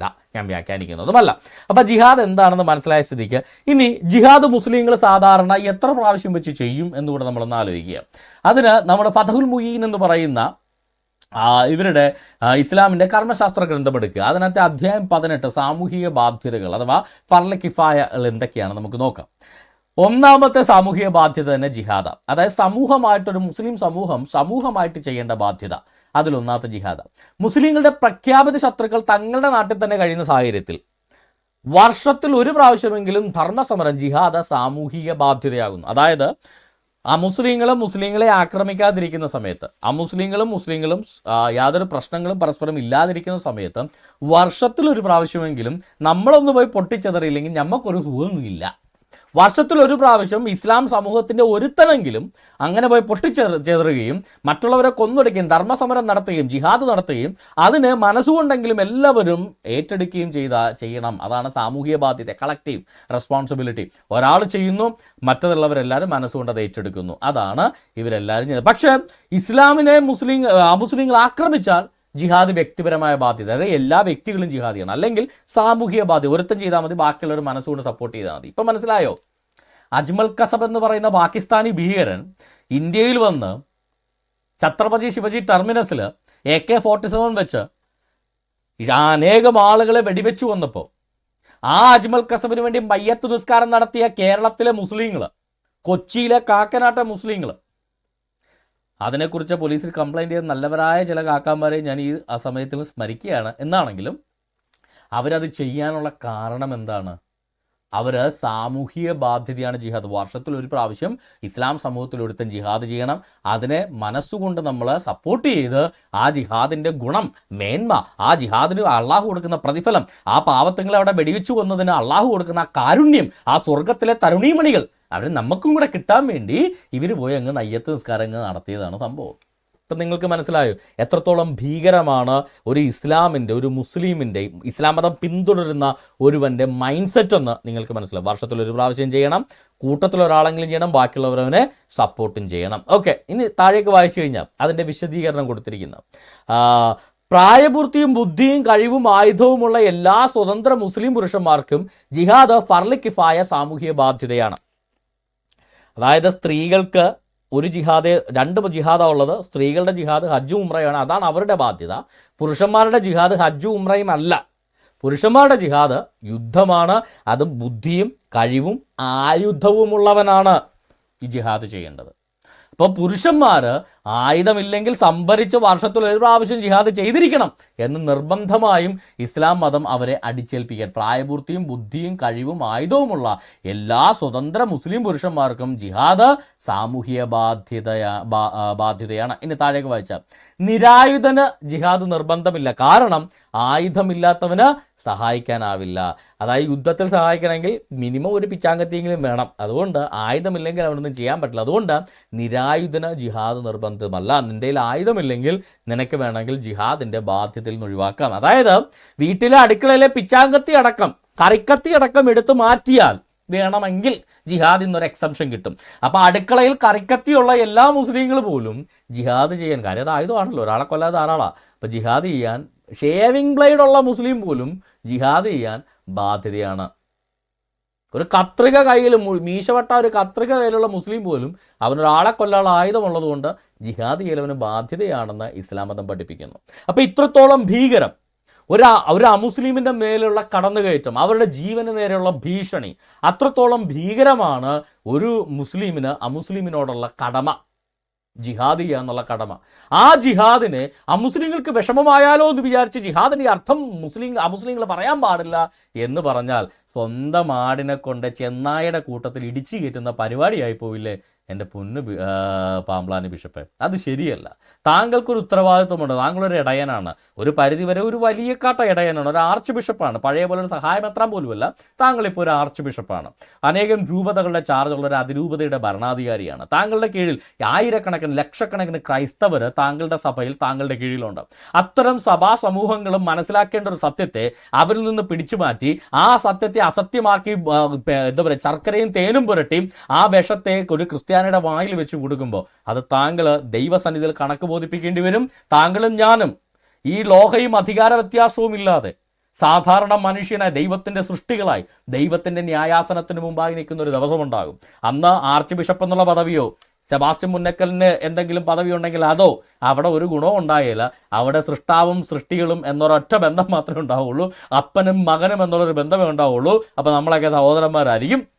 അവിടെ വെച്ച് ദൈവം തമ്പുരാൻ്റെ ചോദ്യത്തിന് മറുപടി പറയേണ്ടി വരും. അതുകൊണ്ട് ആലോചിച്ചും കണ്ടുമൊക്കെ വേണം ഒരു സ്റ്റേറ്റ്മെൻറ്റ് നടത്തുക. ഒരു സാധാരണ അൽമായി നടത്തുന്ന പോലെ നടത്തരുത്. ഓക്കെ, നമുക്ക് മുന്നോട്ട് പോകാം. ജിഹാദ് എന്ന പദം ഒരു മതവിഭാഗത്തിന് വേദനാജനകമായ അർത്ഥത്തിൽ വ്യാഖ്യാനിക്കാൻ ഞങ്ങൾ ആഗ്രഹിക്കുന്നില്ല. അതാണ് ഇവരാഗ്രഹിക്കുന്നില്ല. ആ മതവിഭാഗം ക്രിസ്ത്യാനികളെ കൊല്ലുന്നതാണ് ജിഹാദ്, അത് ഞങ്ങൾ വർഷത്തിൽ ഒരു പ്രാവശ്യം ചെയ്യുമെന്ന് പറഞ്ഞാലും ഞങ്ങൾക്കത് ആഗ്രഹമല്ല. നിങ്ങൾ കൊന്നോ, നിങ്ങൾ കൊല്ലുന്നത് തെറ്റാണെന്ന് ഞങ്ങൾ പറയില്ല. നിങ്ങൾ ഞങ്ങളെ കൊന്നോ, ഞങ്ങളുടെ പെൺകുട്ടികളെ തട്ടിയെടുത്തോ, ഞങ്ങളുടെ യുവാക്കളെ കൊന്നൊടുക്കിക്കോ, അവിടെ കഴുത്തിന് മുകളിൽ വാള് വെച്ച് അവരെ വേണം മതം മാറ്റിക്കോ, അവർക്ക് നാർക്കോട്ടിക്സ് കൊടുത്ത് അവരെ വേണമെങ്കിൽ നശിപ്പിച്ചോളൂ, അവരെ വേണമെങ്കിൽ നിർബന്ധിത മതപരിവർത്തനം നടത്തിക്കോളൂ, ഞങ്ങൾക്ക് ഒരു കുഴപ്പവും ഇല്ല. ഞങ്ങൾ അതെല്ലാം നല്ലതാണെന്ന് പറയും. ഇതെന്താ മുളമൂട്ടിൽ അടിമ വല്ലതും ആണോ? എന്താ പറയുക, എന്തോ ഒരു ഇതുണ്ടല്ലോ, വിധേയൻ, മമ്മൂട്ടിയുടെ ഒരു പഴയൊരു സിനിമയുണ്ടല്ലോ വിധേയൻ, അതിനകത്താണെന്ന് തോന്നുന്നു എൻ്റെ ഓർമ്മ ശരിയാണെങ്കിൽ. അതായത് യജമാനൻ എന്നെ തല്ലിയാലും അത് നമുക്ക് സന്തോഷമാണ്, പാൽപ്പായസമാണ് എന്ന് പറയുന്ന, അമേധ്യം പോലും പാൽപ്പായസമാകുന്ന അത്തരത്തിലുള്ളൊരു വിധേയത്വം ഇന്ത്യയിലെ ഏറ്റവും വലിയൊരു സഭയുടെ ഒരു അതിരൂപത അധ്യക്ഷന് ഉണ്ടാകേണ്ട ആവശ്യമുണ്ടോ എന്ന് താങ്കൾ സ്വയം ചിന്തനം നടത്തുക. അതുപോലെ തന്നെ വിശ്വാസികളും കാര്യമായിട്ട് തന്നെ ഒന്ന് ചിന്തിക്കുക. ഓക്കെ, മുസ്ലിം സമുദായം എന്ന് നമ്മൾ സഭയെക്കുറിച്ച് പറയുന്നില്ലാത്തതുപോലെ മുസ്ലിം സമുദായം എന്നും കാടടച്ച് പറയാൻ പാടില്ല. കാരണം എന്താന്ന് ചോദിച്ചാൽ മുസ്ലിം സമുദായം ഈ ഒരു സൗഹൃദത്തിന്റെ അന്തരീക്ഷം സൂക്ഷിക്കണമെന്ന് വളരെ ആത്മാർത്ഥമായി ആഗ്രഹിക്കുകയും പരിശ്രമിക്കുകയും ചെയ്യുന്ന ഒട്ടനവധി നേതാക്കൾ ഞങ്ങളുമായി നിരന്തര സമ്പർക്കത്തിലുണ്ട്. കണ്ടു ആ സമ്പർക്കം നമ്മൾ കണ്ടു. ആ സമ്പർക്കം ആ ഫോട്ടോയിൽ തന്നെ വളരെ കൃത്യമായിട്ട് നമുക്ക് കാണാം. സന്ദർഭം ഈ നിരന്തര സമ്പർക്കത്തിനകത്ത് ഈ പാമ്പ്ലാനി ബിഷപ്പിന് ആ സാധനം കൊടുക്കുന്ന ആ മൗലവി ഉണ്ടല്ലോ, നമുക്ക് എല്ലാവർക്കും അറിയാവുന്ന ആളാണല്ലോ. അങ്ങേരുടെ മുഖത്ത് പാമ്പ്ലാനി ബിഷപ്പിൻ്റെ മുഖവും അങ്ങേരുടെ മുഖവും തമ്മിൽ പ്രകടമായ രണ്ട് വ്യത്യാസങ്ങളുണ്ട്. എന്താണ്? പാമ്പ്ലാനി ബിഷപ്പിൻ്റെ മീശയുമില്ല, താടിയുമില്ല. അദ്ദേഹത്തിന് താടിയുണ്ട്, പക്ഷെ മീശയില്ല. ഈ ഇൻ്റർവ്യൂ ചെയ്യുന്ന പുള്ളിക്ക് ശ്രദ്ധിച്ചു നോക്കിയ താടിയുണ്ട്, മീശയുണ്ട്. അപ്പം ഇങ്ങേർക്ക് മാത്രം എന്തുകൊണ്ടാണ് ഈ താടി വെച്ചിട്ട് മീശ വടിക്കുന്ന ആടിനെ പോലെ ഇരിക്കുന്നതിൻ്റെ കാരണം എന്താ? അതറിയണമെങ്കിൽ ഈ നമ്മളോട് സൗഹൃദം പുലർത്താൻ വരുന്ന ആളുകൾ എന്ന് പറഞ്ഞല്ലോ, മത നേതാക്കൾ ഇസ്ലാമിൽ അങ്ങനെ നല്ല നല്ലവരായ പഞ്ചാരക്കുട്ടന്മാരുണ്ടെന്ന് പറഞ്ഞില്ലേ. ആ പറഞ്ഞയാളെ നമ്മളിപ്പോൾ കണ്ടല്ലോ, ഒരാളെ കണ്ടല്ലോ. ആ ആളുടെ മീശ ഇങ്ങനെ ഇല്ലാത്തതിൻ്റെ കാരണം എന്താ? സുനാൻ അബീ ദാവൂദ് 35-ാമത്തെ ബുക്ക് 41-ാമത്തെ ഹദീസ് സഹീഹായ ഹദീസാണ്. Narrated by Abdulla Ibn Umar. The messenger of Allah commanded to clip the mustache and grow the beard long. മീശ വെട്ടിയിട്ട് താടി വളർത്താൻ പ്രവാചകൻ കൽപ്പിച്ചതുകൊണ്ടാണ് അവരങ്ങനെ ചെയ്യുന്നത്. അപ്പോൾ പ്രവാചകൻ കാഫിറുകളോട് വാളുകൊണ്ട് ജിഹാദ് ചെയ്യണമെന്ന് പറഞ്ഞാൽ അത് ഈ മാമന്മാർ ചെയ്യില്ല എന്നാണ് താങ്കളുടെ വിചാരമെങ്കിൽ താങ്കൾക്ക് എന്തോ കാര്യമായിട്ട് പ്രശ്നമുണ്ട്. ഈ ഇരിക്കുന്ന മീശമാധവനെ പറയുന്ന പോലെ മൂക്കിൻ്റെ തുമ്പത്ത് ഇത്തിരി കാട്ടൻ രോമം, അതിനാണോ സാറേ ഈ പ്രശ്നം ഉണ്ടാക്കണമെന്ന് ചോദിച്ച പോലെ ആ രോമത്തിൽ പോലും അണുവിട തെറ്റാതെ ഇസ്ലാമിക പ്രവാചകന്റെ വാക്കുകൾ പിന്തുടരുന്ന ഈ മുസ്ലാം പണ്ഡിതന്മാർ താങ്കൾ ഈ പറഞ്ഞതുപോലെ ഈ ജിഹാദും അനുസരിക്കില്ല എന്ന് താങ്കൾക്ക് എന്ത് ഗ്യാരണ്ടിയുള്ള? താങ്കളോട് അവർ പറഞ്ഞു, ഞങ്ങൾ പ്രവാചകനൊക്കെ ഉപേക്ഷിച്ച് ഞങ്ങൾ ഇസ്ലാം മതം വിട്ടു, ഞങ്ങൾ ജിഹാദൊക്കെ നിർത്തി, കാഫിറുകളോട് ജിഹാദ് ചെയ്യുന്ന ഞങ്ങൾ നിർത്തി, ഞങ്ങൾ ഇസ്ലാം മതം ഉപേക്ഷിച്ചു, പ്രവാചകൻ്റെ വചനങ്ങളെ ഞങ്ങൾ ഉപേക്ഷിച്ചു എന്ന് അവർ രഹസ്യമായിട്ട് ചെവിയിൽ മന്ത്രിച്ചെങ്കിൽ താങ്കൾ ഈ പറഞ്ഞതൊക്കെ ശരിയായിരിക്കാം. അതല്ലെങ്കിൽ ഈ മീശവടിയിൽ വരെ ഇത്തിരിക്കാട്ട മൂക്കിൻ്റെ താഴെ രോമത്തിൽ വരെ മതം പിന്തുടരുന്ന ഈ ടീമുകൾ ജിഹാദിൽ മാത്രം മതം പിന്തുടരുന്നില്ല എന്ന് പറഞ്ഞാൽ വിശ്വസിക്കാനേ ഞങ്ങളാരും പൊട്ടന്മാരല്ല എൻ്റെ പൊന്നിടയ. പറയാതിരിക്കാൻ വയ്യാത്തത് കൊണ്ട് ഒന്ന് ചൂണ്ടിക്കാണിച്ചെന്ന് മാത്രമേ ഉള്ളൂ. ഖുറാനിലെ 5-ാമത്തെ സൂറ 51-ാമത്തെ ആയത്ത്, സൂറത്ത് മാഇദ ഭക്ഷണത്തളി എന്ന് പറയുന്ന സൂറയിലെ 51-ാമത്തെ ആയത്ത്, സത്യവിശ്വാസികൾ, അതായത് ഞമ്മൻ്റെ ആളുകളെ, വിമൽകുമാർ എന്നാണല്ലോ ഞാൻ എന്നെ തന്നെ വിളിക്കുന്നത്, അപ്പോൾ മുസ്ലിങ്ങളെ, യഹൂദരെയും ക്രൈസ്തവരെയും നിങ്ങൾ ഉറ്റമിത്രങ്ങളായി സ്വീകരിക്കരുത്. അപ്പം പിന്നെ ഞങ്ങളെ സഹായിക്കാൻ മുസ്ലാം മത നേതാക്കന്മാർ നല്ല മനുഷ്യരുണ്ട്, ഞങ്ങളുടെ സുഹൃത്തുക്കളാണെന്നൊക്കെ പറയുന്നത് മുസ്ലിം സമുദായം എന്ന് നമ്മൾ സഭയെക്കുറിച്ച് പറയുന്നില്ലാത്തതുപോലെ മുസ്ലിം സമുദായം എന്നും കാടടിച്ച് പറയാൻ പാടില്ല. കാരണം എന്താണെന്ന് ചോദിച്ചാൽ മുസ്ലിം സമുദായം ഈ ഒരു സൗഹൃദത്തിന്റെ അന്തരീക്ഷം സൂക്ഷിക്കണമെന്ന് വളരെ ആത്മാർത്ഥമായി ആഗ്രഹിക്കുകയും പരിശ്രമിക്കുകയും ചെയ്യുന്ന ഒട്ടനവധി നേതാക്കൾ ഞങ്ങളുമായി നിരന്തര സമ്പർക്കത്തിൽ. എങ്ങനെയാ അച്ചു ഈ പറയുന്നേ? അവർ ഈ അച്ഛനുമായി ബിഷപ്പുമായിട്ട് ഈ സൗഹൃദം പുലർത്താൻ വന്ന ആളുകൾ ഇസ്ലാം മതം ഉപേക്ഷിച്ചോ എന്നേ ഞാൻ ചോദിച്ചുള്ളൂ. കാര്യം ഒരു മുസ്ലിമിന് അങ്ങനെ സൗഹൃദം പുലർത്താൻ പറ്റില്ലല്ലോ. ഖുറാനിൽ 5-ാമത്തെ സൂറ 51-ാമത്തെ ആയത്തിൽ എന്താ പറയുന്നത്? മുസ്ലിങ്ങളെ, യഹൂദരെയും ക്രൈസ്തവരെയും നിങ്ങൾ ഉറ്റമിത്രങ്ങളായി സ്വീകരിക്കരുത്, അവരാകട്ടെ അന്യോന്യം ഉറ്റമിത്രങ്ങളാണ്. നിങ്ങളിൽ നിന്നാരെങ്കിലും, അതായത് ഈ കൂട്ടത്തിൽ കാണാൻ വന്ന സുഹൃത്തുക്കളായ മുസ്ലിം പണ്ഡിതന്മാരിൽ നിന്ന് ആരെങ്കിലും ഈ ബിഷപ്പ് പാംപ്ലാനിയെ, അവരെ കാഫിറിനെ ഉറ്റമിത്രമായി സ്വീകരിക്കുന്ന പക്ഷം അവരും അവരിൽപ്പെട്ടവൻ തന്നെയാണ്. അപ്പം അച്ചോ, ഈ വന്ന സൗഹൃദം പുലർത്താൻ വന്ന ആളുകൾ അച്ഛൻ്റെ കുർബാന കൂടിയോ? പള്ളിയിൽ വന്ന് സ്വർഗസ്ഥനായ പിതാവേയും ചൊല്ലി കൃപാനയും കൂടി മാമോദീസം മുങ്ങിയിട്ടാണോ പോയേ? അറിയാൻ പാലാണ്ട് ചോദിച്ചാൽ. കാര്യം അങ്ങനെ ഒരു മുസ്ലിം വന്നാൽ അവൻ ക്രിസ്ത്യാനിയായി മാറുമെന്നാണ് പറഞ്ഞത്. അവൻ ഇസ്ലാം മതം അപ്പം ഉപേക്ഷിച്ച് കാണും, അവൻ ക്രിസ്ത്യാനിയായിട്ടുണ്ടാകും, അങ്ങനെ വന്നാൽ മാത്രമേ വരുള്ളൂ എന്നാണ് പറഞ്ഞത്. അപ്പോൾ ഒന്നുകിൽ ഇവർ നിങ്ങളെ ചിരിച്ചുകൊണ്ട് കഴുത്തറക്കാൻ വഞ്ചിക്കാൻ വന്നു, അല്ലെങ്കിൽ അവനും അങ്ങനെ വന്നവനും അവരിൽപ്പെട്ടവൻ തന്നെയാണ്. അതായത് ഈ പറയുന്ന പാംപ്ലാനി ബിഷപ്പ് സുവിശേഷം പറഞ്ഞ് ഈ മൊല്ലാക്കന്മാരെല്ലാം രഹസ്യമായിട്ട് മാമോദീസ മുക്കി കുർബാന കൂടാൻ വന്നതാണെന്ന് പറയേണ്ടി വരും. രണ്ടിലൊരു ഓപ്ഷനേ ഉള്ളൂ. ഒന്നുകിൽ അവർ വഞ്ചിക്കാൻ വന്നു, ചിരിച്ച മുഖവുമായിട്ട് താങ്കളെ വഞ്ചിക്കാൻ വന്നു, അല്ലെങ്കിൽ താങ്കൾ രഹസ്യമായിട്ട് അവരെ മതം മാറ്റിയിട്ടുണ്ട്, അവർ കുർബാന കൂടാൻ വന്നു. ഏതാണ് ഇതിനകത്ത് ശരിയെന്ന് ഒന്ന് പറഞ്ഞു തന്നാൽ ഉപകാരം. കാര്യം ഇസ്ലാമിൻ്റെ മുഹമ്മദിനെ വിശ്വസിക്കുന്ന ഒരു മുസ്ലിമിനും, അള്ളാഹുവിനെ വിശ്വസിക്കുന്ന ഒരു മുസ്ലിമും, ഖുറാനെ വിശ്വസിക്കുന്ന ഒരു മുസ്ലിമും ഒരു ക്രൈസ്തവനെയോ യഹൂദനെയോ സുഹൃത്തായിട്ട് എടുക്കരുത് എന്ന് അവരുടെ ആ ലോകാവസാനം വരെ നിലനിൽക്കുന്ന പുസ്തകം എന്ന് പറയുന്ന പുസ്തകത്തിലെ അടിസ്ഥാന പ്രമാണമാണ്. അങ്ങനെ ആരെങ്കിലും എടുത്താൽ അവൻ ഇസ്ലാം മതം വിട്ടു എന്നാണ് അതിനർത്ഥമെന്ന് ഖുറാനകത്ത് പറയുമ്പോൾ ഈ മതപണ്ഡിതന്മാർ ഇസ്ലാം മതം ഉപേക്ഷിച്ചിട്ടാണോ താങ്കളെ കാണാൻ വന്നത്? അതോ താങ്കൾ ഇനി അവരുടെ കൂട്ടത്തിൽ പോയോ? അതോ അവർ താങ്കളുടെ കൂട്ടത്തിൽ വന്നോ? രണ്ടിൽ ഏതെങ്കിലും ഒരു ഓപ്ഷൻ താങ്കളൊന്ന് ഉറപ്പിച്ചിട്ട് പറയണം എന്ന് ഞാൻ വെച്ചു. ഇത് ഞാൻ വ്യാഖ്യാനിക്കുന്നല്ല കേട്ടോ. ഇമാം അൽ സ്യൂത്തി ഈ ആയത്തിന് കൊടുത്തിരിക്കുന്ന തഫ്സീർ, സൂറത്ത് 5-51 കൊടുത്തിരിക്കുന്നത്, സൂറത്ത് അൽ മൈദ 5-ാമത്തെ സൂറ 51-ാമത്തെ ആയത്തിന് കൊടുത്തിരിക്കുന്ന തഫ്സീർ അൽ ജലാലയൻ ഇമാം അൽ സ്യൂത്തി കൊടുത്തിരിക്കുന്ന തഫ്സീർ നമുക്ക് വായിച്ചു നോക്കാം. Oh, you who believe, do not take Jews and Christians as patrons, affiliating with them, showing them affection. നിങ്ങൾ യഹൂദനെയോ ക്രൈസ്തവനെയോ നിങ്ങളുടെ അടുത്ത സുഹൃത്തായി, നിങ്ങളുടെ പേട്രൺസായി നിങ്ങൾ എടുക്കരുത്, അവരോട് അഫിലിയേറ്റ് ചെയ്യരുത്, അവരോട് അഫെക്ഷൻ കാണിക്കരുത്, അവരോട് സ്നേഹം കാണിക്കരുത്. Whoever amongst you affiliates with them, ഏത് മുസ്ലിം പണ്ഡിതനാണോ പാംപ്ലാനിയുമായി സൗഹൃദം സ്ഥാപിക്കുന്നത്, ഒന്നുകിൽ പാമ്പ്ലാനി ഇസ്ലാമിലേക്ക് മതം മാറിയിട്ടുണ്ടാവണം, അല്ലെങ്കിൽ അവർ ക്രിസ്ത്യാനിയായിട്ടുണ്ട്. അങ്ങനെ അല്ലാത്തൊരു സിറ്റുവേഷനിൽ പാമ്പ്ലാനി ക്രിസ്ത്യാനിയായിട്ടും മുസ്ലിങ്ങളുമായിട്ടും നിന്നുകൊണ്ട് തന്നെ ഏതെങ്കിലും മുസ്ലിങ്ങൾ പാമ്പ്ലാനി ബിഷപ്പുമായിട്ട് സൗഹൃദം പാലിക്കാൻ വന്നാൽ, ഹൂവർ എമംഗ്സ്റ്റ് യു, മുസ്ലിങ്ങളുടെ ഇടയിൽ നിന്ന് ആരെങ്കിലും ഇഫ് അഫിലിയേറ്റ്സ് വിത്ത് ദം, ക്രിസ്ത്യാനികളുമായി അഫിലിയേഷൻ സൗഹൃദം സ്ഥാപിച്ചാൽ, he is one of them counted with them, അവരെ കാഫിറായിട്ട് പരിഗണിക്കണം ഇനി മുതൽ. അതാണ് ഞാൻ ചോദിച്ചത്.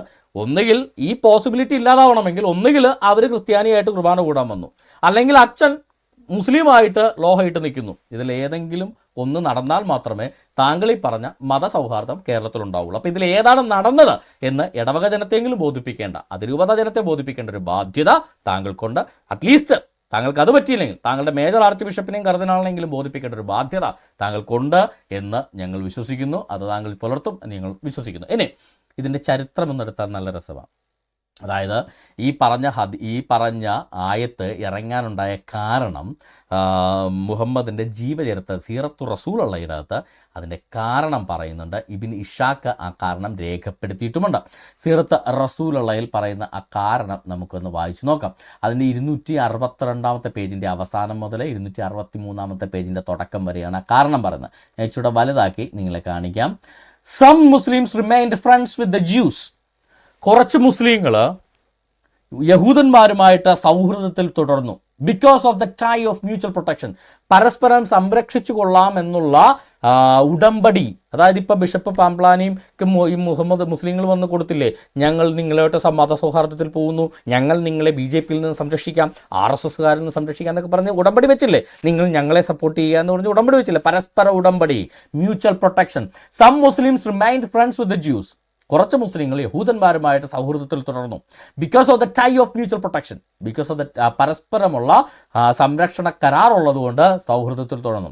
And alliance which had subsisted between them, അവർ തമ്മിൽ സൗഹൃദം ഉണ്ടായിരുന്നതുകൊണ്ടും അവരങ്ങനെ പല മുസ്ലിങ്ങളെ യഹൂദന്മാരുമായിട്ട് സൗഹൃദം തുടർന്നു.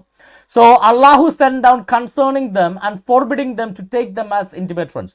ആ സമയത്താണ് അള്ളാഹു ഇങ്ങനൊരു ആയത്തിറക്കുക. അല്ലെ യുദ്ധമുണ്ടായ സമയത്തിറക്കിയ ആയത്തല്ല. യഹൂദൻ ഇവരെ എന്താ പറയുക വന്ന് കടിച്ചിട്ട് പകരം ദേഷ്യം തീർക്കാൻ വേണ്ടി ഇറക്കിയ ആയത്തല്ല. യഹൂദൻ ഇവരെ ചവിട്ടി പുറത്താക്കിയപ്പോൾ ഇറക്കിയ ആയത്തല്ല. യഹൂദനുമായിട്ട് പരസ്പര സ്നേഹത്തിനും സഹകരണത്തിനുമുള്ള കരാറെന്നല്ല. ഇപ്പോൾ പറഞ്ഞില്ലേ മതസൗഹാർദ്ദം പുലർത്താൻ വേണ്ടി മതപണ്ഡിതന്മാർ വരുന്നുണ്ടെന്ന്, അങ്ങനെ ഉണ്ടായിരുന്നപ്പോൾ ഇറക്കിയ ആയത്താണ് ഓ ഹു യു ബിലീവ്, അല്ലയോ വിശ്വാസികളെ, do not choose your outside your community as intimate friends. നിങ്ങളുടെ മതത്തിൽ നിന്ന് പുറത്തുള്ള ഒരുത്തനെ പോലും സുഹൃത്തായിട്ട് പരിഗണിക്കരുത്. They will spare no pains to corrupt you. അവർ നിങ്ങളെ വേദന കൊണ്ട് നിങ്ങളെ അവർ ഇത് ചെയ്യും. ആൻഡ് ലോങ്ങിങ് ഫോർ യുവർ റൂയിൻ, നിങ്ങളുടെ നാശം കൊതിക്കുന്നവരാണവർ. ഫോർ ദെയർ മൗത്ത്സ് ഹേറ്റഡ് and already shown itself and what their breast conceal is greater whatever. അവരുടെ ഹൃദയത്തിനകത്ത് എന്തൊക്കെയാണ് കൺസീൽ ചെയ്തിരിക്കുന്നതെന്നുള്ള ഭയങ്കര വലുതാണ്. എന്നിട്ട് അതിനകത്ത് താഴെ പറയുന്നൊരു കാര്യമുണ്ട്, നിങ്ങൾ അവരുടെ പുസ്തകം വിശ്വസിക്കുന്നു, അവർ നിങ്ങളുടെ പുസ്തകം വിശ്വസിക്കുന്നില്ല, അതുകൊണ്ട് അവർ നിങ്ങൾ ഒരിക്കലും കൂട്ടരുത്. അല്ല എടാ, വേദഗ്രന്ഥമായതുകൊണ്ടാണ് ഞങ്ങൾ തോറയും പുതിയ നിയമം വിശ്വസിക്കുന്നത്. അതിനിടയ്ക്ക് ഒരു മുഹമ്മദ് എന്ന് പറയുന്ന ഒരു ഖുറൈശി വന്നിട്ട് അള്ളാഹു എന്നൊരു ദേവനെ സ്തുതിച്ചുകൊണ്ട് ഒരു പുസ്തകം ഇറക്കി, അത് ഞങ്ങൾ വിശ്വസിക്കണമെന്ന് പറയാൻ നിങ്ങൾക്കെന്ത്? നിങ്ങൾ തോറയും പുതിയ നിയമവും വിശ്വസിക്കുന്നത്, സുവിശേഷവും തോറയും മുസ്ലിങ്ങൾ വിശ്വസിക്കുന്നത് അത് വേദഗ്രന്ഥമായതുകൊണ്ടാണ്, ഞങ്ങളതുകൊണ്ടാണ് വിശ്വസിക്കുന്നത്. എടാ, ആരെങ്കിലും ഇപ്പം ഇന്ന് മുസ്ലിങ്ങൾ ഖുറാൻ വിശ്വസിക്കുന്നു, നാളെ ഒരുത്തം വന്ന് തങ്കപ്പൻ്റെ പുസ്തകം എന്ന് പറഞ്ഞുകൊണ്ട് ഒരു പുസ്തകം ഇറക്കി കഴിഞ്ഞാൽ അത് നിങ്ങൾ വിശ്വസിക്കണം. ഞങ്ങൾ ഖുറാൻ വിശ്വസിക്കുന്നില്ലേ, അപ്പം നിങ്ങൾ തങ്കപ്പൻ്റെ പുസ്തകം വിശ്വസിക്കണമെന്ന് പറഞ്ഞാൽ അത് എവിടെ തന്നെ ആയ? നിങ്ങൾ ആരെങ്കിലും വിശ്വസിക്കും? മുസ്ലിങ്ങൾ ആരെങ്കിലും വിശ്വസിക്കുമോ? നിങ്ങൾ മുസ്ലിങ്ങളായിട്ട് തുടരുന്നു, നാളെ ഒരു ജൈന മതത്തിൽ നിന്ന് ഒരാൾ വരിക, തങ്കപ്പൻ ആചാര്യയുടെ പുസ്തകം എന്ന് പറഞ്ഞിട്ടൊരു പുസ്തകം ഇറക്കാം, ആ പുസ്തകത്തിൽ പറയുന്നതെല്ലാം നിങ്ങൾ വിശ്വസിക്കണം. അപ്പം നിങ്ങൾ ചോദിക്കും ഞങ്ങൾക്ക് ഖുറാനുണ്ട് അത് മതി, ഞങ്ങൾ എന്തിനാണ് നിൻ്റെ പുസ്തകം വിശ്വസിക്കുന്നത് ചോദിക്കുമ്പോൾ അയാൾ പറയും ഞാൻ ഖുറാൻ വിശ്വസിക്കുന്നുണ്ടല്ലോ, അപ്പം നിങ്ങളിതും വിശ്വസിക്കണ്ടേ എന്ന് പറയുന്ന യുക്തിയല്ലേ?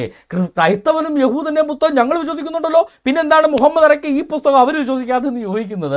ആ ലോജിക്കല്ലേ? അപ്പം അങ്ങനെ വിശ്വസിക്കാത്ത ഈ ഇസ്ലാം എന്ന് പറയുന്ന മതത്തിൽ വിശ്വസിക്കാത്തതുകൊണ്ട്, ഇസ്ലാമിൻ്റെ മതഗ്രന്ഥമായ ഖുറാൻ സത്യമാണെന്ന് വിശ്വസിക്കാത്തതുകൊണ്ട്, ഇസ്ലാം ആരാധിക്കുന്ന ഈ അറബി ദേവൻ ദൈവമാണെന്ന് വിശ്വസിക്കാത്തതുകൊണ്ട് ക്രൈസ്തവനുമായിട്ട് സൗഹൃദം പാടില്ല എന്ന് പറയുന്നൊരു മതമാണ് ഇസ്ലാം മതം. ആ പാട്ടിൽ യേശുക്രിസ്തു പറഞ്ഞെന്താ? നിന്റെ ശത്രുവിനെ പോലും നീ സ്നേഹിക്കാനാണ് യേശുക്രിസ്തു പറഞ്ഞത്. ഇതാണ് യേശുക്രിസ്തുവും സത്യദൈവവും ഈ പറയുന്ന വ്യാജദേവനും തമ്മിലുള്ള വിശ്വാസം. സത്യദൈവം പറയാം, മനുഷ്യരെ നിങ്ങളുടെ ശത്രുക്കളുണ്ടല്ലോ, നിങ്ങളെ കൊല്ലാൻ വന്നവൻ, അവനോട് പോലും നിങ്ങൾ സ്നേഹം കാണിക്കണമെന്ന് പറയുമ്പോൾ ഇവർ കാണിക്കുന്നത് ഇതാണ്. അപ്പോൾ പാമ്പ്ലാനി പിതാവേ, ഈ പറയുന്നുണ്ടെന്നും തോന്നരുത്. യേശുക്രിസ്തു പറഞ്ഞതനുസരിച്ച് താങ്കൾ സ്നേഹം കാണിച്ചോ, അല്ലാതെ അവർ പറയുന്ന മുഴുവൻ ശരിയാണ്, അവരുടെ ജിഹാദ് ഞങ്ങൾക്ക് തേനാണ് എന്ന് പറയേണ്ട കാര്യമില്ല. താങ്കൾ ശത്രുവിനെ സ്നേഹിച്ചോ ഞങ്ങൾക്ക് ഒരു പരാതിയില്ല. പക്ഷേ അവർ താങ്കളുടെ താഴെയുള്ള ജനങ്ങളെ കൊല്ലാൻ വരുന്നവരാണെന്നുള്ള അവരുടെ മതത്തിലെ കാര്യം പറയുന്നവരെ താറടിച്ച് കാണിക്കാൻ താങ്കൾ നിൽക്കരുത്. താങ്കൾ അത് വിശ്വസിക്കുകയും താങ്കൾ അത് ചെയ്യുകയും ചെയ്യേണ്ടതാണ്, വായിക്കുകയും അറിയുകയും ചെയ്യേണ്ടതാണ്. അതറിയും എന്ന് ഞങ്ങൾക്ക് തോന്നുന്നു. നമുക്ക് മുന്നോട്ട് പോകാം. നമ്മൾ ശരിയായി കേരളത്തിന്റെ പൊളിറ്റിക്സ് അനലൈസ് ചെയ്തിട്ടുണ്ടെങ്കിൽ ഈ ഒരു സംഘർഷത്തിന്റെ അന്തരീക്ഷത്തിലേക്ക് കടന്നു വരുന്നത് ജോസഫ് മാഷിന്റെ കൈവെട്ടുന്ന സംഭവത്തോടു കൂടിയാണ്. അതായത് നമ്മൾ ആ ഒരു വിഷയത്തിൽ നിന്ന് തുടങ്ങണമെന്നാണ് എനിക്ക് തോന്നുന്നത്. അവിടെ അതൊരു ഇസ്ലാം മതത്തിന്റെ പ്രതികരണമൊന്നുമല്ല ഒരാളുടെ കൈവെട്ടി. അത് ആ മതവിശ്വാസം സൂക്ഷിക്കുന്നവരില് വളരെ ന്യൂനപക്ഷമായ ഒരു തീവ്രവാദ വിഭാഗത്തിന്റെ നിലപാടാണ്. ആ തീവ്രവാദ വിഭാഗത്തിന്റെ നിലപാടിനെ ഇസ്ലാമിക നിലപാടാക്കി അവതരിപ്പിക്കാൻ അല്ല, ശരിക്കും പറഞ്ഞു കഴിഞ്ഞാൽ ജോസഫ് സാറിൻ്റെ കൈ വെട്ടിയത് ഇസ്ലാമിക നിലപാടാണെന്ന് പറഞ്ഞ ഒരു പക്ഷേ ഞാൻ യോജിക്കില്ല. കാര്യം ജോസഫ് സാറിൻ്റെ കൈ വെട്ടിയതല്ല ഇസ്ലാമിക നിലപാട്. ഇസ്ലാമിക നിലപാട് എന്താണെന്ന് ഇന്ന് മുസ്ലിങ്ങളുടെ എല്ലാവരുടെ തലതൊട്ടപ്പനായ മദനി പറഞ്ഞിട്ടുണ്ട്.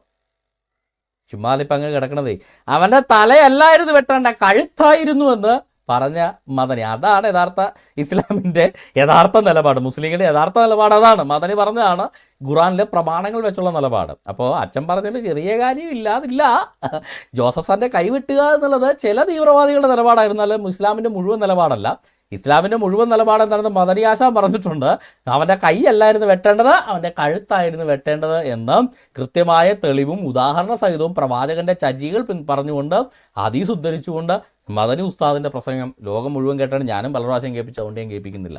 ഇവിടെ ബിഷപ്പ് പറയുന്നത് ജോസഫ് സാറിൻ്റെ കൈവെട്ടിയ മുതലാണ് ഈ ഒരു സാമുദായിക ധ്രുവീകരണം ഉണ്ടായത്. ഓക്കെ, അത് ശരിയാണ്. അങ്ങനെ ഒരു സംഭവം മൂലമാണ് ക്രിസ്ത്യാനികൾ കൂടുതൽ ഈ വാൾ ഇത്രയും കാലം ഒരു സ്റ്റോറി ബുക്കിലെ വാളായിരുന്നു, അത് പേപ്പർ വാളായിരുന്നു.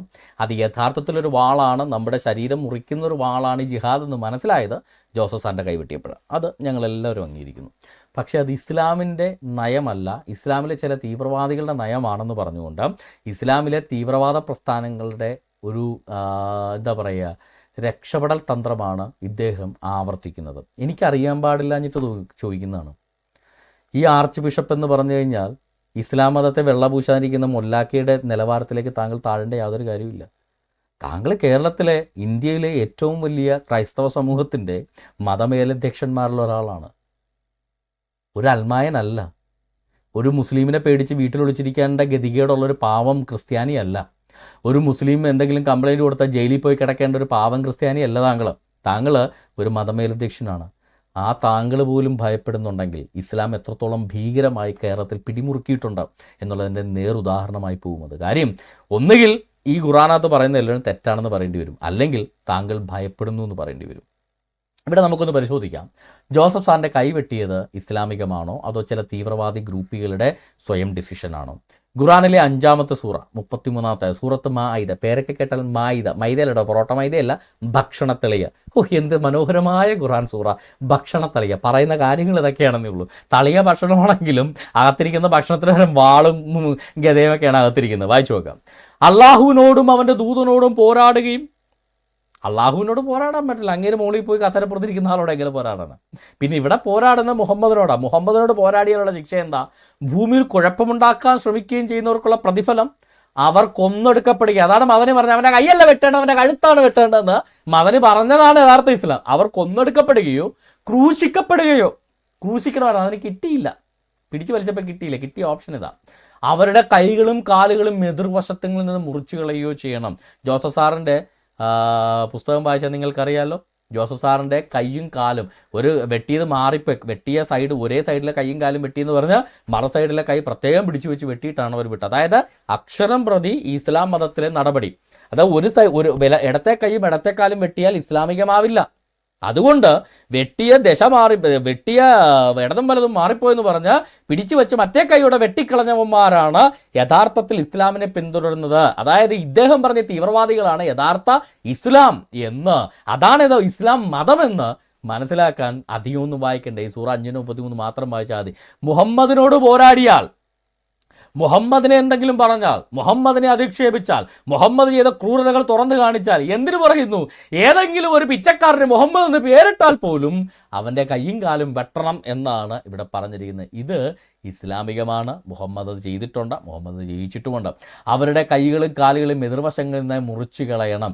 അല്ലാതെ ചെയ്യുന്നൊന്നും ഇസ്ലാമികമല്ല കേട്ടോ.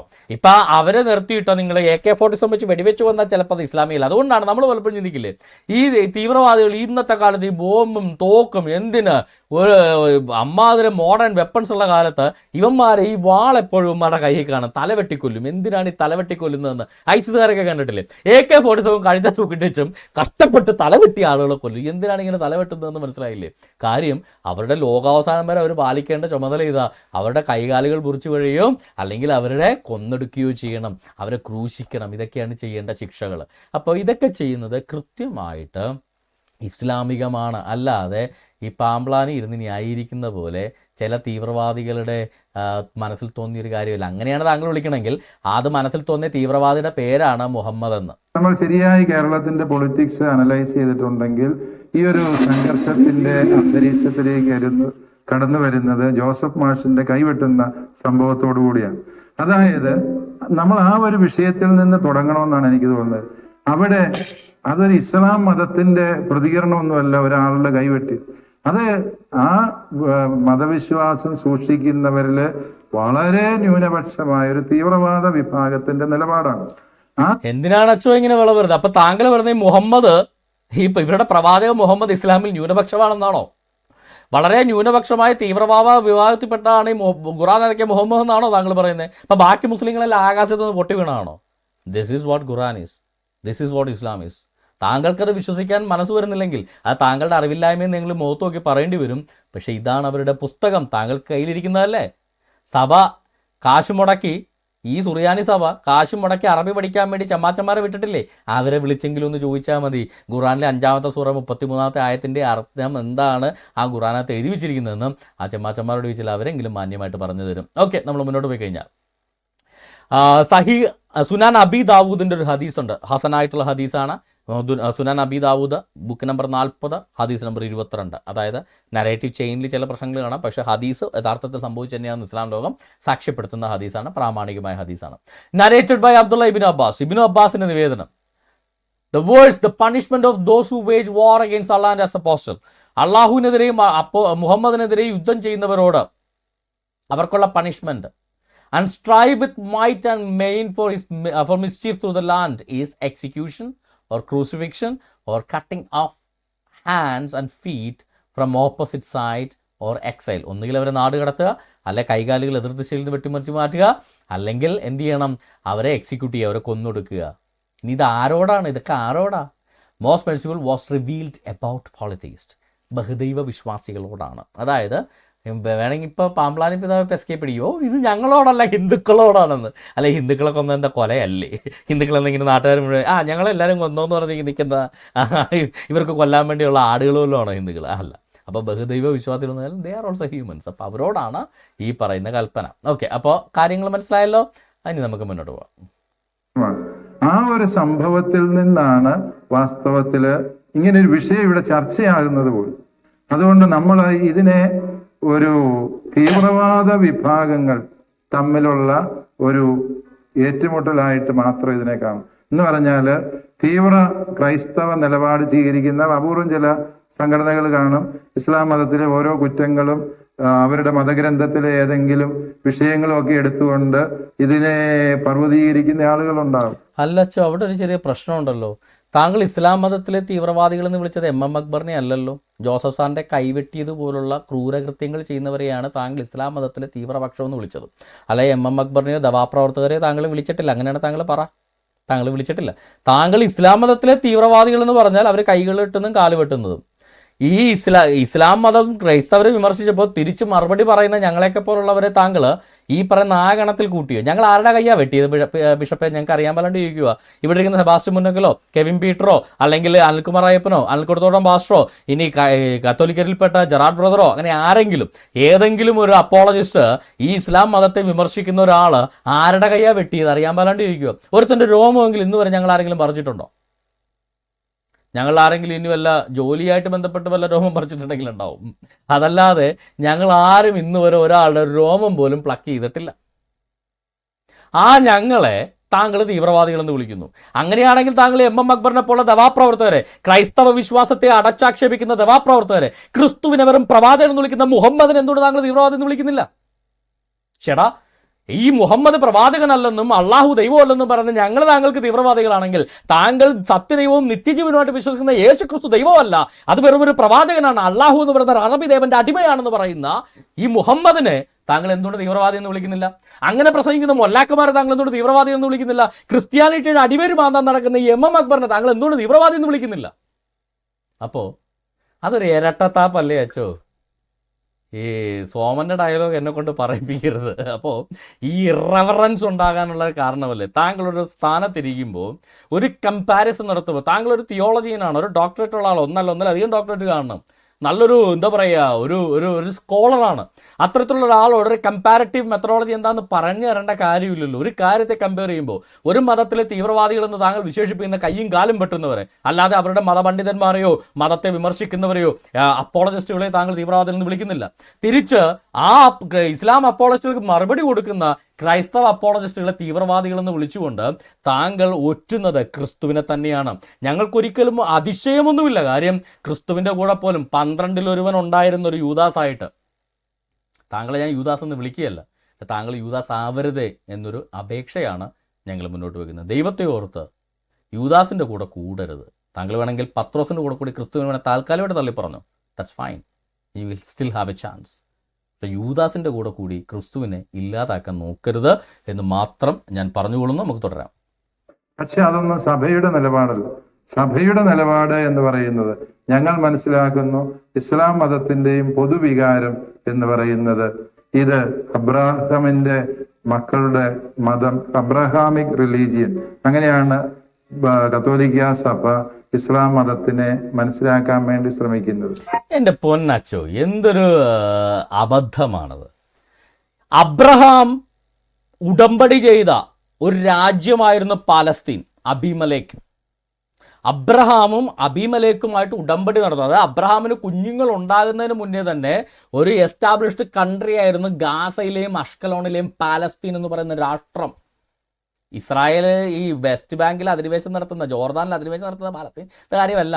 ഗാസ യഥാർത്ഥത്തിൽ പാലസ്തീൻ തന്നെ. അബ്രഹാം ജനിക്കുന്നതിന് മുന്നുള്ള രാജ്യമാണ് ഗാസ. അപ്പൊ അബ്രഹാം ജനിക്കുന്നതിന് മുന്നുള്ള പാലസ്തീനുകൾ മുസ്ലിങ്ങളാണ് ഇന്ന്. അപ്പൊ ഈ അബ്രഹാം ജനിക്കുന്നതിന് മുന്നുള്ള പാലസ്തീനുകൾ വരെ അബ്രഹാമിന്റെ മക്കളാണ് എന്ന് താങ്കൾ പറയുന്നത് എന്ത് ലോജിക്ക് വെച്ചിട്ടാ സഹോദര? എന്ത് ലോജിക്ക് വെച്ചിട്ട്? മുസ്ലിങ്ങൾ പോലും അവകാശപ്പെടുന്നില്ല അവർ അബ്രഹാമിൻ്റെ മക്കളാണെന്ന്. എന്ത് തെളിവാണുള്ളത് മുസ്ലിങ്ങൾ? ഈ കേരളത്തിലെ എന്താ പറയുക, രണ്ട് തലമുറക്ക് മുന്നേ വരെ കേരളത്തിലെ ശിവന്റെ മോനും അല്ലെങ്കിൽ പരമേശ്വരൻ്റെ മോനും അല്ലെങ്കിൽ സുമേഷിൻ്റെ മോൻ, 2 തലമുറയുടെ സുമേഷിൻ്റെ പേരുണ്ടോയെന്ന് എനിക്കറിയില്ല, അങ്ങനെ ഉള്ള പഴയ പേരുകളെ ഒന്ന് പറഞ്ഞു നോക്കിയെന്നുള്ളൂ, അല്ലാതെ ദൈവത്തിൻ്റെ പേരിലോട്ടോ. ഞാൻ മനുഷ്യരുടെ അന്നത്തെ നമ്മുടെ സമൂഹത്തിലെ ഹിന്ദു സഹോദരന്മാർ, നമ്മുടെ അപ്പച്ചന്മാരുടെയൊക്കെ മുതുമുത്തശ്ശന്മാരുടെയൊക്കെ പേരുകൾ എടുത്താൽ, അത്തരത്തിലുള്ള കേശവൻ നായരുടെ മോൻ വാളിന്റെ വായ്ത്തലയിൽ വാര്യൻ കുന്നനൊക്കെ മതം മാറ്റി മുസ്ലിം ആയപ്പോൾ അവൻ എങ്ങനെയാ അബ്രഹാമിന്റെ മോനാകുന്നത്? എനിക്ക് അറിയാൻ പാലാണ്ട് ചോദിക്കുക. മതം മാറിയാൽ ബ്ലഡ് മാറുമോ? അപ്പോൾ അങ്ങനെയാണ് പിന്നെ ഈ ജ്ഞാനായക്കാരിലേക്ക് മതം മാറിയ ജൂതനാവും നിങ്ങൾ പഠിപ്പിക്കേണ്ടി വരുമല്ലോ. അപ്പം മതം മാറിയ ബ്ലഡ് മാറുമെങ്കിൽ ജ്ഞാനായ എന്ന് പറയുന്ന സെറ്റപ്പ് തന്നെ ഞങ്ങൾ എടുത്ത് മാറ്റണം സഭയെന്ന്, എന്നിട്ട് പറയണം മതം മാറിയ ബ്ലഡ് മാറുന്നു. കാരണം ജ്ഞാനായക്കാർ സുറിയാനിക്കാരായാലും അവർ ഓർത്തഡോക്സുകാരുടെ കൂടെ കൂടിയാൽ ജ്ഞാനായക്കാരെപ്പോഴും ജ്ഞാനായക്കാർ തന്നെ സെപ്പറേറ്റ് ആയിട്ട് നിൽക്കും. ക്ഷമിക്കണോട്ടോ, നിങ്ങളുടെ സാഹചര്യം കൊണ്ട് പറഞ്ഞു പോകുന്നേ ഉള്ളൂ. ഓക്കെ, എന്താണെങ്കിലും അപ്പോൾ മതം മാറിയാൽ ഈ എത്തനിസിറ്റി മാറുന്നത് എങ്ങനെയാണ്? ടെക്നോളജി. അതായത് അബ്രഹാം ജനിക്കുന്നതിന് മുന്നേയുള്ള പാലസ്തീൻ രാഷ്ട്രത്തിലെ ഇന്നത്തെ തലമുറ അബ്രഹാമിൻ്റെ മക്കളാണ്, അവർ അബ്രഹാമി റിലീജിയനാണ്. എന്താ കാര്യം? ഞങ്ങൾ ഇസ്ലാം മതം സ്വീകരിച്ചത്. അങ്ങനെ പറയുന്നത് എന്ത് ലോജിക്കാണ്? നീ പോട്ടെ ഇസ്ലാം മതം എന്ന് പറയുന്ന മതത്തിൽ അബ്രഹാം എന്ന് പറയുന്നൊരു പ്രവാചകനുണ്ട്, അതുകൊണ്ട് അബ്രഹാമ്യ മതമാണ് എന്നാണെങ്കിൽ അത് ആദമ്യ മതമല്ലേ, ലൂത്ത് മതമല്ലേ? എന്തിനേറെ ഈ പറയുന്ന എന്താ പറയുക, പിഴച്ചുപോയ ലൂത്തിൻ്റെ വരെ മതമാണ് ഇസ്ലാം മതം. ലൂത്തും ഇസ്ലാം മതത്തിലെ പ്രവാചകൻ തന്നെ. അപ്പോൾ ഇതുപോലുള്ള പ്രവാചകന്മാരുടെ മതത്തിൻ്റെയൊക്കെ പേരിൽ ഞങ്ങളെ കൂട്ടിക്കെട്ടത് താങ്കൾ വേണം പോയിക്കോളൂ. താങ്കൾ വേണേൽ കത്തോലിക്ക സഭയെ കൊണ്ടുപോയിക്കോളൂ, ബാക്കിയുള്ള ക്രിസ്ത്യാനികളെങ്കിലും ദയവ് ചെയ്ത് വെറുതെ വിടണം. ഓക്കെ. പക്ഷേ എന്നാ അച്ചോ ഒരു പ്രശ്നമുണ്ടല്ലോ അച്ചോ. ഈ ഇസ്ലാം മതം ഇബ്രാഹിം നബി എന്ന് പറയുന്ന ഇബ്രാഹിമും താങ്കളും ഞാനുമൊക്കെ അബ്രഹാം പിതാവ് എന്ന് പറയുന്ന നമ്മുടെ അബ്രഹാമും തമ്മിൽ ഒരു ബന്ധവും ഇല്ലല്ലോ അച്ചോ. ഇറവറൻസ് കൂടി വരിക. നമുക്കെന്ത് ശ്രദ്ധിച്ചു നോക്കാം. നമ്മുടെ അബ്രഹാമിൻ്റെ പിതാവ് ആരാണെന്ന് ബിഷപ്പ് പാംപ്ലാനിയെ ഞാൻ പഠിപ്പിക്കേണ്ട കാര്യമൊന്നുമില്ല. അദ്ദേഹം നല്ലൊരു വചന പണ്ഡിതനാണ്, അതിൻ്റെ കാര്യത്തിൽ എനിക്ക് തർക്കമൊന്നുമില്ല. തേരഹാണ്. തേരഹ് എന്ന് പറയുന്ന പദത്തിൻ്റെ അർത്ഥം പോലും ഡിലേ, താമസിക്കുക, അല്ലെ വാണ്ടർ, അലഞ്ഞു നടക്കുന്നവനെന്നാണ് തേരഹ് എന്ന് പറയുന്ന പദത്തിൻ്റെ അർത്ഥം പോലും. ഇബ്രാഹിം അൽ ഖലീലിൻ്റെ പിതാവെന്ന് ഖുർആൻ വിശേഷിപ്പിക്കുന്നത് ആസർ എന്ന് പറയുന്ന ഒരാളെയാണ്. ആസർ എന്ന് പറയുന്ന ആളുടെ പേരിൻ്റെ അർത്ഥം പോലും ശക്തി, സഹായം എന്നൊക്കെയാണ് ആസർ എന്ന് പറയുന്ന ഒരാൾ പേരിൻ്റെ അർത്ഥം പോലും. അതായത് വാക്കിലോ അർത്ഥത്തിലോ ഒരു സാമ്യവുമില്ലാത്ത തികച്ചും രണ്ട് വ്യത്യസ്തങ്ങളായ സെമറ്റിക് വാക്കുകൾ, സെമറ്റിക് പേരുകളാണ് തേര എന്നുള്ള പേരും ആസർ എന്നുള്ള പേരും. അപ്പോൾ ഇത് രണ്ട് വ്യത്യസ്ത വ്യക്തികളാണ്. തേരഹ് എന്ന് പറയുന്ന വ്യക്തിയുടെ മകനാണ്, ഊരിൽ നിന്ന് വന്ന തേരഹ് എന്ന് പറയുന്ന വ്യക്തിയുടെ മകനാണ് ഈ പറയുന്ന അബ്രഹാം എന്ന് പറയുന്ന അബ്രഹാം പിതാവ്. എന്നാൽ ആസർ എന്ന് പറയുന്ന ഏതോ ഒരു മക്കയിലെ അറബിയുടെ മോനാണ് ഈ പറയുന്ന ഇബ്രാഹിം നബി എന്ന് ഇവർ വിളിക്കുന്ന ഇബ്രാഹിം. എൻ്റെ അച്ചോ, ഏതോ ഒരു അറബി ഇബ്രാഹിമിൻ്റെ മതം എങ്ങനെയാണ് അച്ചോ ക്രിസ്ത്യാനിയാവുന്നേ? അച്ചമ്മയുടെ ആയിക്കോ, ഞങ്ങളാരെയും കൂട്ടണ്ട. ഞങ്ങളാരും ഇബ്രാഹിം അൽ ഖലീലിൻ്റെ മതത്തിൽപ്പെട്ടവരല്ല, ഇബ്രാഹിം അൽ ഖലീലിൻ്റെ മക്കളും അല്ല. ഞങ്ങൾ തേരഹിൻ്റെ മകനായ അബ്രഹാമിൻ്റെ വിശ്വാസം പിന്തുടരുന്ന ഞങ്ങളുണ്ടാവും. പക്ഷേ ഏതോ ആസറിൻ്റെ മകനായ പേഗൻ ബിലീഫ് പിന്തുടരുന്ന ഇബ്രാഹിമിൻ്റെ കൂട്ടത്തിൽ ഞങ്ങളെ കൂട്ടേണ്ടവനെ അച്ഛൻ അങ്ങ് പൊക്കോ. പക്ഷേ പോകുമ്പോൾ ആ ലോഹ എവിടെയെങ്കിലും പറ്റിയ സ്ഥലത്ത് ഊരി വെച്ചാൽ അടുത്തയാൾക്കിടാം. ഓക്കെ. എന്താണെങ്കിലും നമ്മൾ മുന്നോട്ട് പോയി കഴിഞ്ഞാൽ തേരഹിന് 70 വയസ്സായപ്പോൾ അവൻ അബ്രഹാം, ഹാരോൻ, നാഹോർ എന്നിവരെ ജനിപ്പിച്ചുവെന്ന് ഉൽപ്പത്തി പുസ്തകം 11-ാം അധ്യായം 26-ാം വാക്യത്തിൽ പറയുന്നു. ആസർ ഇബ്രാഹിം ഖലീലിൻ്റെ അപ്പൻ ആരാണെന്ന് ഖുർആനത്ത് പറയുന്നത് സൂറത്ത് അൽ-അൻആം 74-ാമത്തെ ആയത്തിൽ പറയുക, ഇബ്രാഹിം തൻ്റെ പിതാവായ ആസറിനോട് പറഞ്ഞ സന്ദർഭം അള്ളാഹുവാണ് പറയുന്നത്. ഇപ്പം തെറ്റ് വരില്ല. ഇബ്രാഹിം തൻ്റെ പിതാവായ ആസറിനോട് പറഞ്ഞ സന്ദർഭമെന്ന് അള്ളാഹു മുഹമ്മദിന് പറഞ്ഞു കൊടുത്തതാണ് ഈ വന്നിരിക്കുന്നത്. അപ്പം അള്ളാഹുവിന് തെറ്റ് വരത്തില്ല. അപ്പോൾ അള്ളാഹുവിൻ്റെ പുസ്തകത്തിൽ പറയുന്നു ആസർ എന്ന് പറയുന്ന ഒരു അറബിയുടെ മോനാണ്, മക്കക്കാരൻ അറബിയുടെ മോനാണ് ഇബ്രാഹിം എന്ന് പറയുന്ന ഈ ഇസ്ലാമിലെ ഇബ്രാഹിം നബി. പക്ഷേ ക്രിസ്ത്യാനികളുടെ അബ്രഹാം, ജൂതന്മാരുടെ അബ്രഹാം ഈ ആസറിൻ്റെ മോൻ ഇബ്രാഹിം അല്ലല്ലോ അച്ചോ. നമ്മുടെ ഇബ്രാഹിം ഈ മക്കയിൽ നിന്ന് 1500 കിലോമീറ്റർ അകലെയുള്ള ആസറിൻ്റെ അല്ല തേരഹിൻ്റെ മകനായ ഇബ്രാഹിമാണ് നമ്മുടെ അബ്രഹാം. അപ്പോൾ രണ്ടപ്പന്മാരുടെ രണ്ട് വ്യത്യസ്ത മക്കളെ 1500 കിലോമീറ്റർ അകലെ താമസിക്കുന്നത്. ചുരുക്കി പറഞ്ഞാൽ മുംബൈയിലുള്ള ആസറിൻ്റെ മകൻ ഇബ്രാഹിമും കൊച്ചിയിലുള്ള തേരഹിൻ്റെ മകൻ അബ്രഹാമും ഒരാളാണെന്ന് പറയുന്ന പോലെയുള്ള മണ്ടത്തരമാണ് ഈ ഇസ്ലാമിലെ ഇബ്രാഹിം നബിയുടെ മതക്കാരാണ് നമ്മളെന്ന് പറഞ്ഞുകൊണ്ട് നടക്കുന്നതെങ്കിൽ എൻ്റെ പൊന്നു ബിഷപ്പെ, ഞാനൊന്നും പറയുന്നില്ല, പറഞ്ഞാൽ കൂടി പോകും. നമുക്ക് മുന്നോട്ട് പോയി കഴിഞ്ഞാൽ അറബി ഭാഷയിലെ ബൈബിൾ പരിഭാഷയുണ്ട്. അതിനകത്തും തേരഹിനെ ആസർ എന്നല്ല എഴുതുന്നത്, തേരഹിനെ തേരഹ് എന്ന് തന്നെ എഴുതുന്നത്. കാര്യം തേരഹ് എന്നുള്ളത് സെമറ്റിക് ഭാഷയിലെ ഒരു പേരായതുകൊണ്ട് അറബിയിലും അതിൻ്റെ വകഭേദം തന്നെ എഴുതിയിരിക്കുന്നത് തേര എന്ന് തന്നെയാണ് എഴുതിയിരിക്കുന്നത്. അപ്പോൾ ഭാഷാപരമായ വ്യതിയാനമൊന്നും പേരിനില്ല. അറബിയിലും തേരഹ് തന്നെയാണ്. അപ്പോൾ ആസർ തികച്ചും വ്യത്യസ്തനായ ഒരു വ്യക്തിയാണ് എന്നുള്ള കാര്യം വളരെ വ്യക്തമായിട്ട് നമുക്ക് മനസ്സിലായി കഴിഞ്ഞു. ഇനി ഓർത്തഡോക്സ് ബൈബിൾ വിശ്വസിക്കില്ല എന്നൊന്നും പറഞ്ഞേക്കില്ല കേട്ടോ. അറബി ബൈബിൾ പരിഭാഷ ഏതെടുത്താലും അത് തന്നെ തേരഹ് തന്നെയാണ്. ഇനി അബ്രഹാമും ഇബ്രാഹിം തമ്മിലുള്ള മറ്റൊരു വ്യത്യാസം, അബ്രഹാമിൻ്റെ അപ്പൻ ആരാണ് നമുക്കറിയാം, തേരഹാണ്. ഈ തേരഹിൻ്റെ അപ്പൻ നാഹോറാണ്. നാഹോറിൻ്റെ മകനായ തേരഹിൻ്റെ മകനാണ് അബ്രഹാം എന്ന് നമ്മൾ വിളിക്കുന്ന അബ്രഹാം പിതാവ്. എന്നാൽ ഏതോ ആരുടെ മകനാണെന്ന് നമ്മൾക്കറിയാത്ത, അല്ല പുള്ളിക്ക് അപ്പനിലെന്നല്ല പറയുന്നത്, നമ്മൾക്കറിയില്ല, ഒരു ഊരും പേരും തെളിവും ഇല്ലാത്ത ഏതോ ഒരു അറബിയായ മോനാണ് ഇബ്രാഹിം അൽ ഖലീൽ എന്ന ഇസ്ലാം മതത്തിൻ്റെ പ്രവാചകൻ എന്ന് പറയുന്നത്. ഇത് ഞാൻ പറഞ്ഞതല്ല കേട്ടോ, ഖുർആൻ പറഞ്ഞത്. ഇനി അബ്രഹാം ആരാധിച്ച ദൈവം ആരാണെന്ന് ഇനി ബിഷപ്പിന് ഞാൻ പറഞ്ഞു തരേണ്ട കാര്യമില്ലല്ലോ. പുറപ്പാട് പുസ്തകം 3-15 വാക്യത്തിൽ ദൈവം തന്നെ പറയുന്നുണ്ട് അബ്രഹാം ആരാധിച്ച ദൈവം ആരാണ്. ദൈവം പിന്നെയും മോശയോട് അരുളിച്ചെന്നാൽ നീ ഇസ്രായേൽ മക്കളോട് ഇപ്രകാരം പറയണം, അബ്രഹാമിന്റെ ദൈവവും ഇസഹാക്കിന്റെ ദൈവവും യാക്കോബിന്റെ ദൈവവുമായി നിങ്ങളുടെ പിതാക്കന്മാരുടെ ദൈവമായ യാഹുവേ എന്നെ നിങ്ങളുടെ അടുക്കൽ അയച്ചിരിക്കുന്നു. ഇതെന്നേക്കും എൻ്റെ പേരും തലമുറ തലമുറയായി എൻ്റെ ജ്ഞാപകവുമാകുന്നു. അല്ലാതെ പണ്ടെങ്ങാണ്ട് എനിക്ക് അല്ലാഹു എന്നൊരു പേരും കൂടെ ഉണ്ടായിരുന്നു കേട്ടോ മക്കളെ, ഇനി അങ്ങനെയും കൂടെ എന്നെ വിളിച്ചോണേ എന്ന് ബൈബിളിൽ ദൈവം പറഞ്ഞിട്ടില്ല. അപ്പോൾ അബ്രഹാം എന്ന് പറയുന്ന തേരഹിൻ്റെ മകനായ അബ്രഹാം ആരാധിച്ച ദൈവം യാഹുവേ എന്ന് പേരുള്ള സത്യേക ദൈവമാണ്, പടച്ചതമ്പരായ സൃഷ്ടാവാണ്. അല്ലാതെ അറബി പേഗൻ മതത്തിൽ ദൈവങ്ങളിൽ ഒരാളായ അൽ ഇലാഹ് എന്ന് പറയുന്ന അല്ലാഹ് എന്ന് പറയുന്ന ഈ ഒരു ദേവനെ അബ്രഹാം പിതാവ് ആരാധിച്ചിട്ടില്ല. ഇബ്രാഹിം അൽ ഖലീൽ ആസറിന്റെ മകൻ ഇബ്രാഹിം ആരാധിച്ചിട്ടുണ്ട്. ആ മതമായിരിക്കും ഈ പറയുന്ന ഇസ്ലാം. അല്ലാതെ അബ്രഹാമുമായിട്ട് ഇസ്ലാമിന് ഒരു ബന്ധവുമില്ല എന്ന് സാരം. മോശെ ഈ പറയുന്ന സൂറത്ത് അൽ ബഖറ 2:136 സൂറത്ത് അൽ ബഖറ 2:136 നമ്മൾ വായിക്കുക. നിങ്ങൾ പറയുക, അള്ളാഹുവിലും അവങ്കൽ നിങ്ങൾ അവതരിപ്പിച്ച് കിട്ടിയില്ല. ഇബ്രാഹിമിനും ഇസ്മായിലിനും ഇഷാക്കിനും യാക്കൂബ് സന്തതികൾക്കും അവതരിപ്പിച്ചു കൊടുത്തതിലും മൂസ ഈസ എന്നിവർക്ക് നൽകപ്പെട്ടതിലും സർവ്വപ്രവാചകന്മാർക്ക് അവരുടെ രക്ഷാവ് നൽകപ്പെട്ടതിലും ഞങ്ങൾ വിശ്വസിച്ചിരിക്കുന്നു എന്ന് മുസ്ലിങ്ങൾ പറയുക. അപ്പം മൂസക്ക് നൽകപ്പെട്ടത് വിശ്വസിക്കണമല്ലോ. മൂസക്ക് നൽകപ്പെട്ടതാണ് ഈ ഉൽപ്പത്തി പുസ്തകം എന്ന് പറയുന്നത്. അപ്പോൾ ഈ ഉൽപ്പത്തി പുസ്തകത്തിനകത്ത് അബ്രഹാമിൻ്റെ പിതാവ് തേരഹാണെന്നുള്ള കാര്യം മുസ്ലിങ്ങൾ പോലും വിശ്വസിക്കേണ്ട ബാധ്യത അവരുടെ ഗ്രന്ഥത്തിൽ തന്നെയുണ്ട്. അതുപോലെ തന്നെ അബ്രഹാമിൻ്റെ ദൈവം യാഹുവേ ആണെന്നും മുസ്ലിങ്ങൾ വിശ്വസിക്കേണ്ട ബാധ്യത അവരുടെ പുസ്തകത്തിൽ തന്നെ ഉണ്ട് എന്നുള്ള കാര്യം സൂറത്ത് അൽ ബഖറ 2:136 നിന്ന് നമുക്ക് മനസ്സിലാക്കാൻ സാധിക്കും. ഇനി മുന്നോട്ട് പോയി കഴിഞ്ഞാൽ നമ്മുടെ അബ്രഹാം പിതാവേ തേരഹിനെ ചവിട്ടിപ്പുറത്താക്കിയ അബ്രഹാം പിതാവല്ല.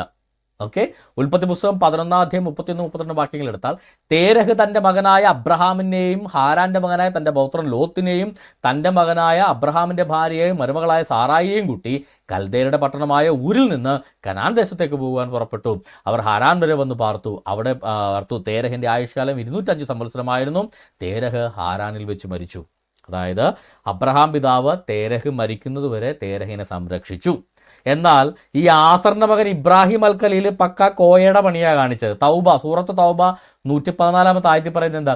ഇബ്രാഹിം അദ്ദേഹത്തിൻ്റെ പിതാവിന് വേണ്ടി, അതായത് ആസർ എന്ന് പറയുന്ന ഈ ഇബ്രാഹിമിൻ്റെ പിതാവിന് വേണ്ടി പാപമോചനം തേടിയത് ഇങ്ങനെയായിരുന്നു പറഞ്ഞിട്ട് അല്ലാഹുവിൻ്റെ ശത്രുവാണ് അയാൾ അല്ലാഹുവിൻ്റെ ശത്രുവാണെന്ന് അദ്ദേഹത്തിന് വ്യക്തമായപ്പോൾ, ഇബ്രാഹിമിന് ആസർ എന്ന ഈ ഇബ്രാഹിമിൻ്റെ പിതാവ് അല്ലാഹുവിൻ്റെ ശത്രുവാണെന്ന് വ്യക്തമായപ്പോൾ അദ്ദേഹത്തിൻ്റെ പിതാവിനെ വിട്ടൊഴിഞ്ഞു. പിതാവിനെ ഉപേക്ഷിച്ചിട്ട് കടന്നു കളഞ്ഞു മോൻ.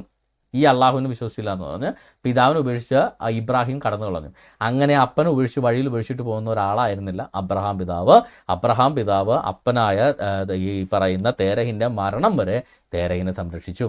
ആസറിൻ്റെ മകൻ ഇബ്രാഹിം, ഈ മുസ്ലിങ്ങളുടെ ഇബ്രാഹിം പ്രവാചകൻ ആസറിൻ്റെ മകൻ ഇബ്രാഹിം, ഈ ഇബ്രാഹിം ആസറിനെ ചവിട്ടി പുറത്താക്കിയിട്ട് വിട്ടടിച്ച് പോയ ടീമാണ് എന്ന കാര്യം സെബാസ്റ്റ്യൻ മുന്നക്കിൽ വ്യാഖ്യാനിക്കുന്നതല്ല, സൂറത്ത് തൗബ 9:114 പറയുന്നതാണ്.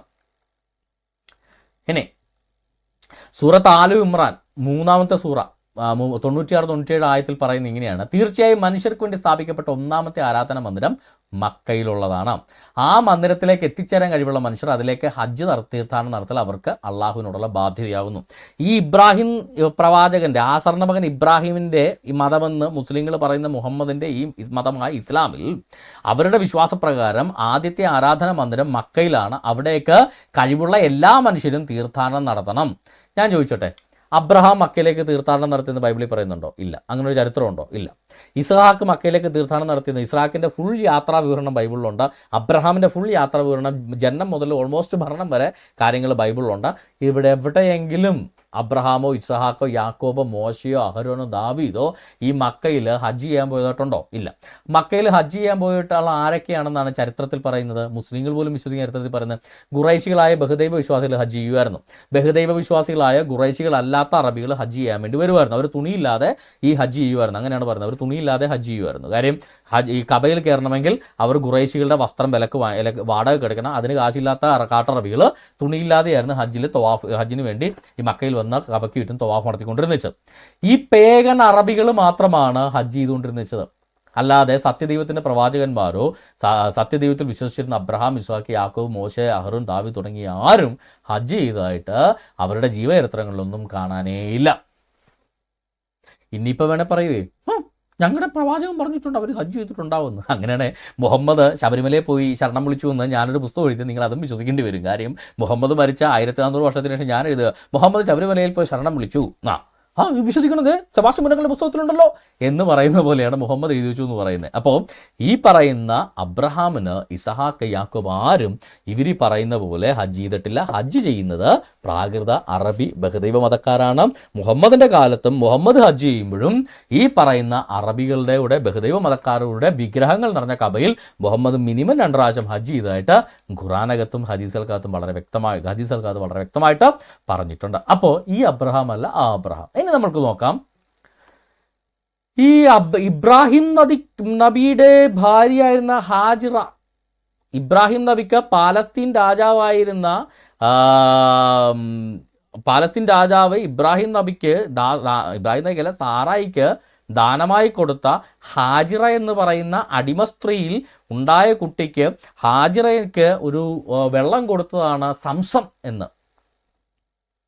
ഇവരെല്ലാം വിശ്വസിച്ച് പോയി വെള്ളം പൊക്കിയെടുത്തിട്ട് വരുന്നില്ലേ സംസം. അതാണ് ഇവരുടെ കഥ. സംസം എവിടാണ്? മക്കയിൽ. നമ്മളുടെ അബ്രഹാം പിതാവുണ്ടല്ലോ, അബ്രഹാം പിതാവിന് ഈ പാലസ്തീനികൾ കൊടുത്ത ദാനമൊന്നുമല്ല ഹാഗർ, ഈജിപ്ഷ്യൻ ദാസിയായിരുന്നു ഹാഗർ. അല്ല പാലസ്തീനുകളുടെ ദാനമൊന്നുമല്ല ഹാഗർ, ഈജിപ്ഷ്യൻ ദാസിയായ ഹാഗറിൽ ഒരു മകനുണ്ടായി. ആ മകനായ ഇസ്മായിലിന് അവർ താമസിച്ചിരുന്നത്, അവർ ബേർഷേബയിൽ ഉഴന്നു നടന്നു എന്ന ഉൽപ്പത്തി പുസ്തകം 21 നമുക്ക് കാണാം. തുരുത്തിലെ വെള്ളം ചിലവായി കഴിഞ്ഞപ്പോൾ ഒരു ദൂതൻ വന്നു. ആ ദൂതൻ അവളുടെ കണ്ണ് തുറന്നു. ദൈവം അവളുടെ കണ്ണ് തുറന്ന് അവളൊരു നീരുറവ കണ്ടു. ചെന്ന് തുരുത്തിയിൽ വെള്ളം നിറച്ച് ബാലനെ കുടിപ്പിച്ചു. ആ ബാലൻ പാരാൻ മരുഭൂമിയിൽ പാർത്തു. ഈ നീരുറവ എവിടെയായിരുന്നു? ബേർഷേബയിലായിരുന്നു എന്ന് വളരെ കൃത്യമായിട്ട് പറയുന്നു. ഈ ബേർഷേബ എവിടാ? ബേർഷേബയും പാരാനും ഈജിപ്തിലാണ്, ഇസ്രായേലിലാണ്. ബേർഷേബയും പാരാനും ഇസ്രായേലിലാണ്. ആ കിണറും ഇപ്പോഴവിടെ ഉണ്ട്. ഇവരീ പറയുന്ന ഇബ്രാഹിം നബിയും ഹാജിറയും സംസം കിണറും ഒക്കെ എവിടാ? 1500 കിലോമീറ്റർ അകലെ മക്കയിലാണ്. അപ്പോൾ ഈ പറയുന്ന ഇബ്രാഹിമാണ് ആ പറയുന്ന അബ്രഹാം എന്ന് താങ്കൾ ഇനിയും സമ്മതിക്കുവാണെങ്കിൽ എൻ്റെ പൊന്നച്ചോ ലോഹം ഒരു വെച്ചു പൊയ്ക്കോ, ഒരു പരാതിയില്ല. കാര്യം നമ്മുടെ അബ്രഹാം പിതാവിൻ്റെ ബൈബിളിൽ പറയുന്നതിനെ കള്ളമാണെന്നാണ് ഇങ്ങനെ പറയുന്നതിൻ്റെ അർത്ഥം. അതായത് ഇസ്ലാം മതത്തിലെ ഇബ്രാഹിം നബിയും ഈ പറയുന്ന ക്രൈസ്തവ വിശ്വാസത്തിലെ യഹൂദ വിശ്വാസത്തിലെ അബ്രഹാമുമായിട്ട് യാതൊരു ബന്ധവുമില്ല. യഹൂദന്മാർ വിശ്വസിക്കുന്നു, ക്രൈസ്തവർ വിശ്വസിക്കുന്നു, ബൈബിളിൽ പറയുന്നു അബ്രഹാമിൻ്റെ പിതാവ് തേരഹ് എന്നാണെന്ന്. മുസ്ലിങ്ങളുടെ ഇബ്രാഹിം നബിയുടെ പിതാവ് തേരഹാണെന്ന്, തേരഹിൻ്റെ മകനായ അബ്രഹാമാണ് ഞങ്ങളുടെ നബിയെന്ന് മുസ്ലിങ്ങൾ പോലും പറയുന്നില്ല. അവരുടെ ഖുറാനകത്ത് ലോകാവസാനം വരെ ഉറപ്പിച്ച അല്ലാഹു പറയുന്നു ആസർ എന്ന് പറയുന്നയാളുടെ മോനാണ് ഇബ്രാഹിം എന്ന്. ഇബ്രാഹിം ആരാധിച്ചിരുന്നത് അള്ളാഹ് എന്ന് പറയുന്ന ഖുറൈശികളുടെ ഇടയിലെ ജിന്നുകളിൽപ്പെട്ട ഒരു ദേവനെയാണ് ഇബ്രാഹിം ആരാധിച്ചിരുന്നത്. അബ്രഹാം ആരാധിച്ചിരുന്നത് യാഹ്വേ എന്ന സത്യ ഏകദൈവമായ പടച്ചതമ്പുരാനെയാണ് അബ്രഹാം ആരാധിച്ചിരുന്നത്.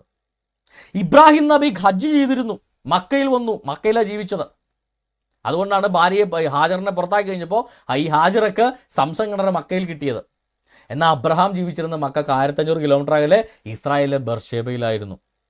ബർഷേബയുടെ അടുത്തുള്ള ബർഷേബ മരുഭൂമിയിലാണ് കിണർ വന്നതും ആ കുട്ടിക്ക് വെള്ളം കിട്ടിയതും. അതിനപ്പുറത്ത് ഈജിപ്തിനും ഇസ്രായേലിനും ഇടയ്ക്ക് പാരാൻ മരുഭൂമിയിൽ താമസിച്ചു.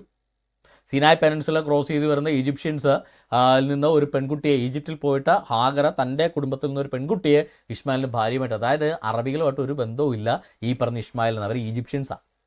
ഇസ്മായിൽ വെച്ച് ഈജിപ്ഷ്യൻസാണ്, അല്ലാതെ അറബ്സ് അല്ല.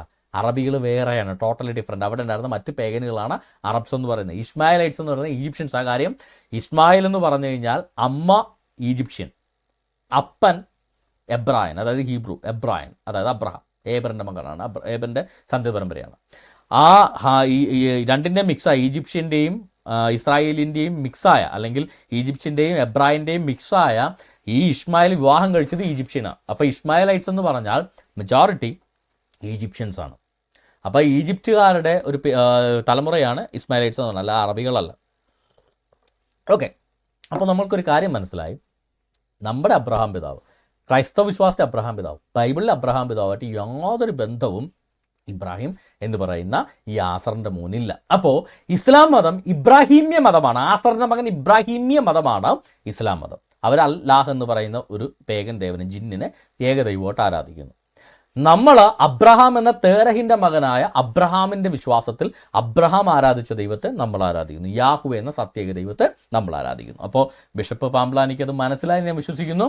താങ്കളുടെ നിലപാട് തിരുത്താൻ തയ്യാറാകും എന്ന് വിശ്വസിച്ചുകൊണ്ട് ഞാൻ മുന്നോട്ട് പോവുകയാണ്.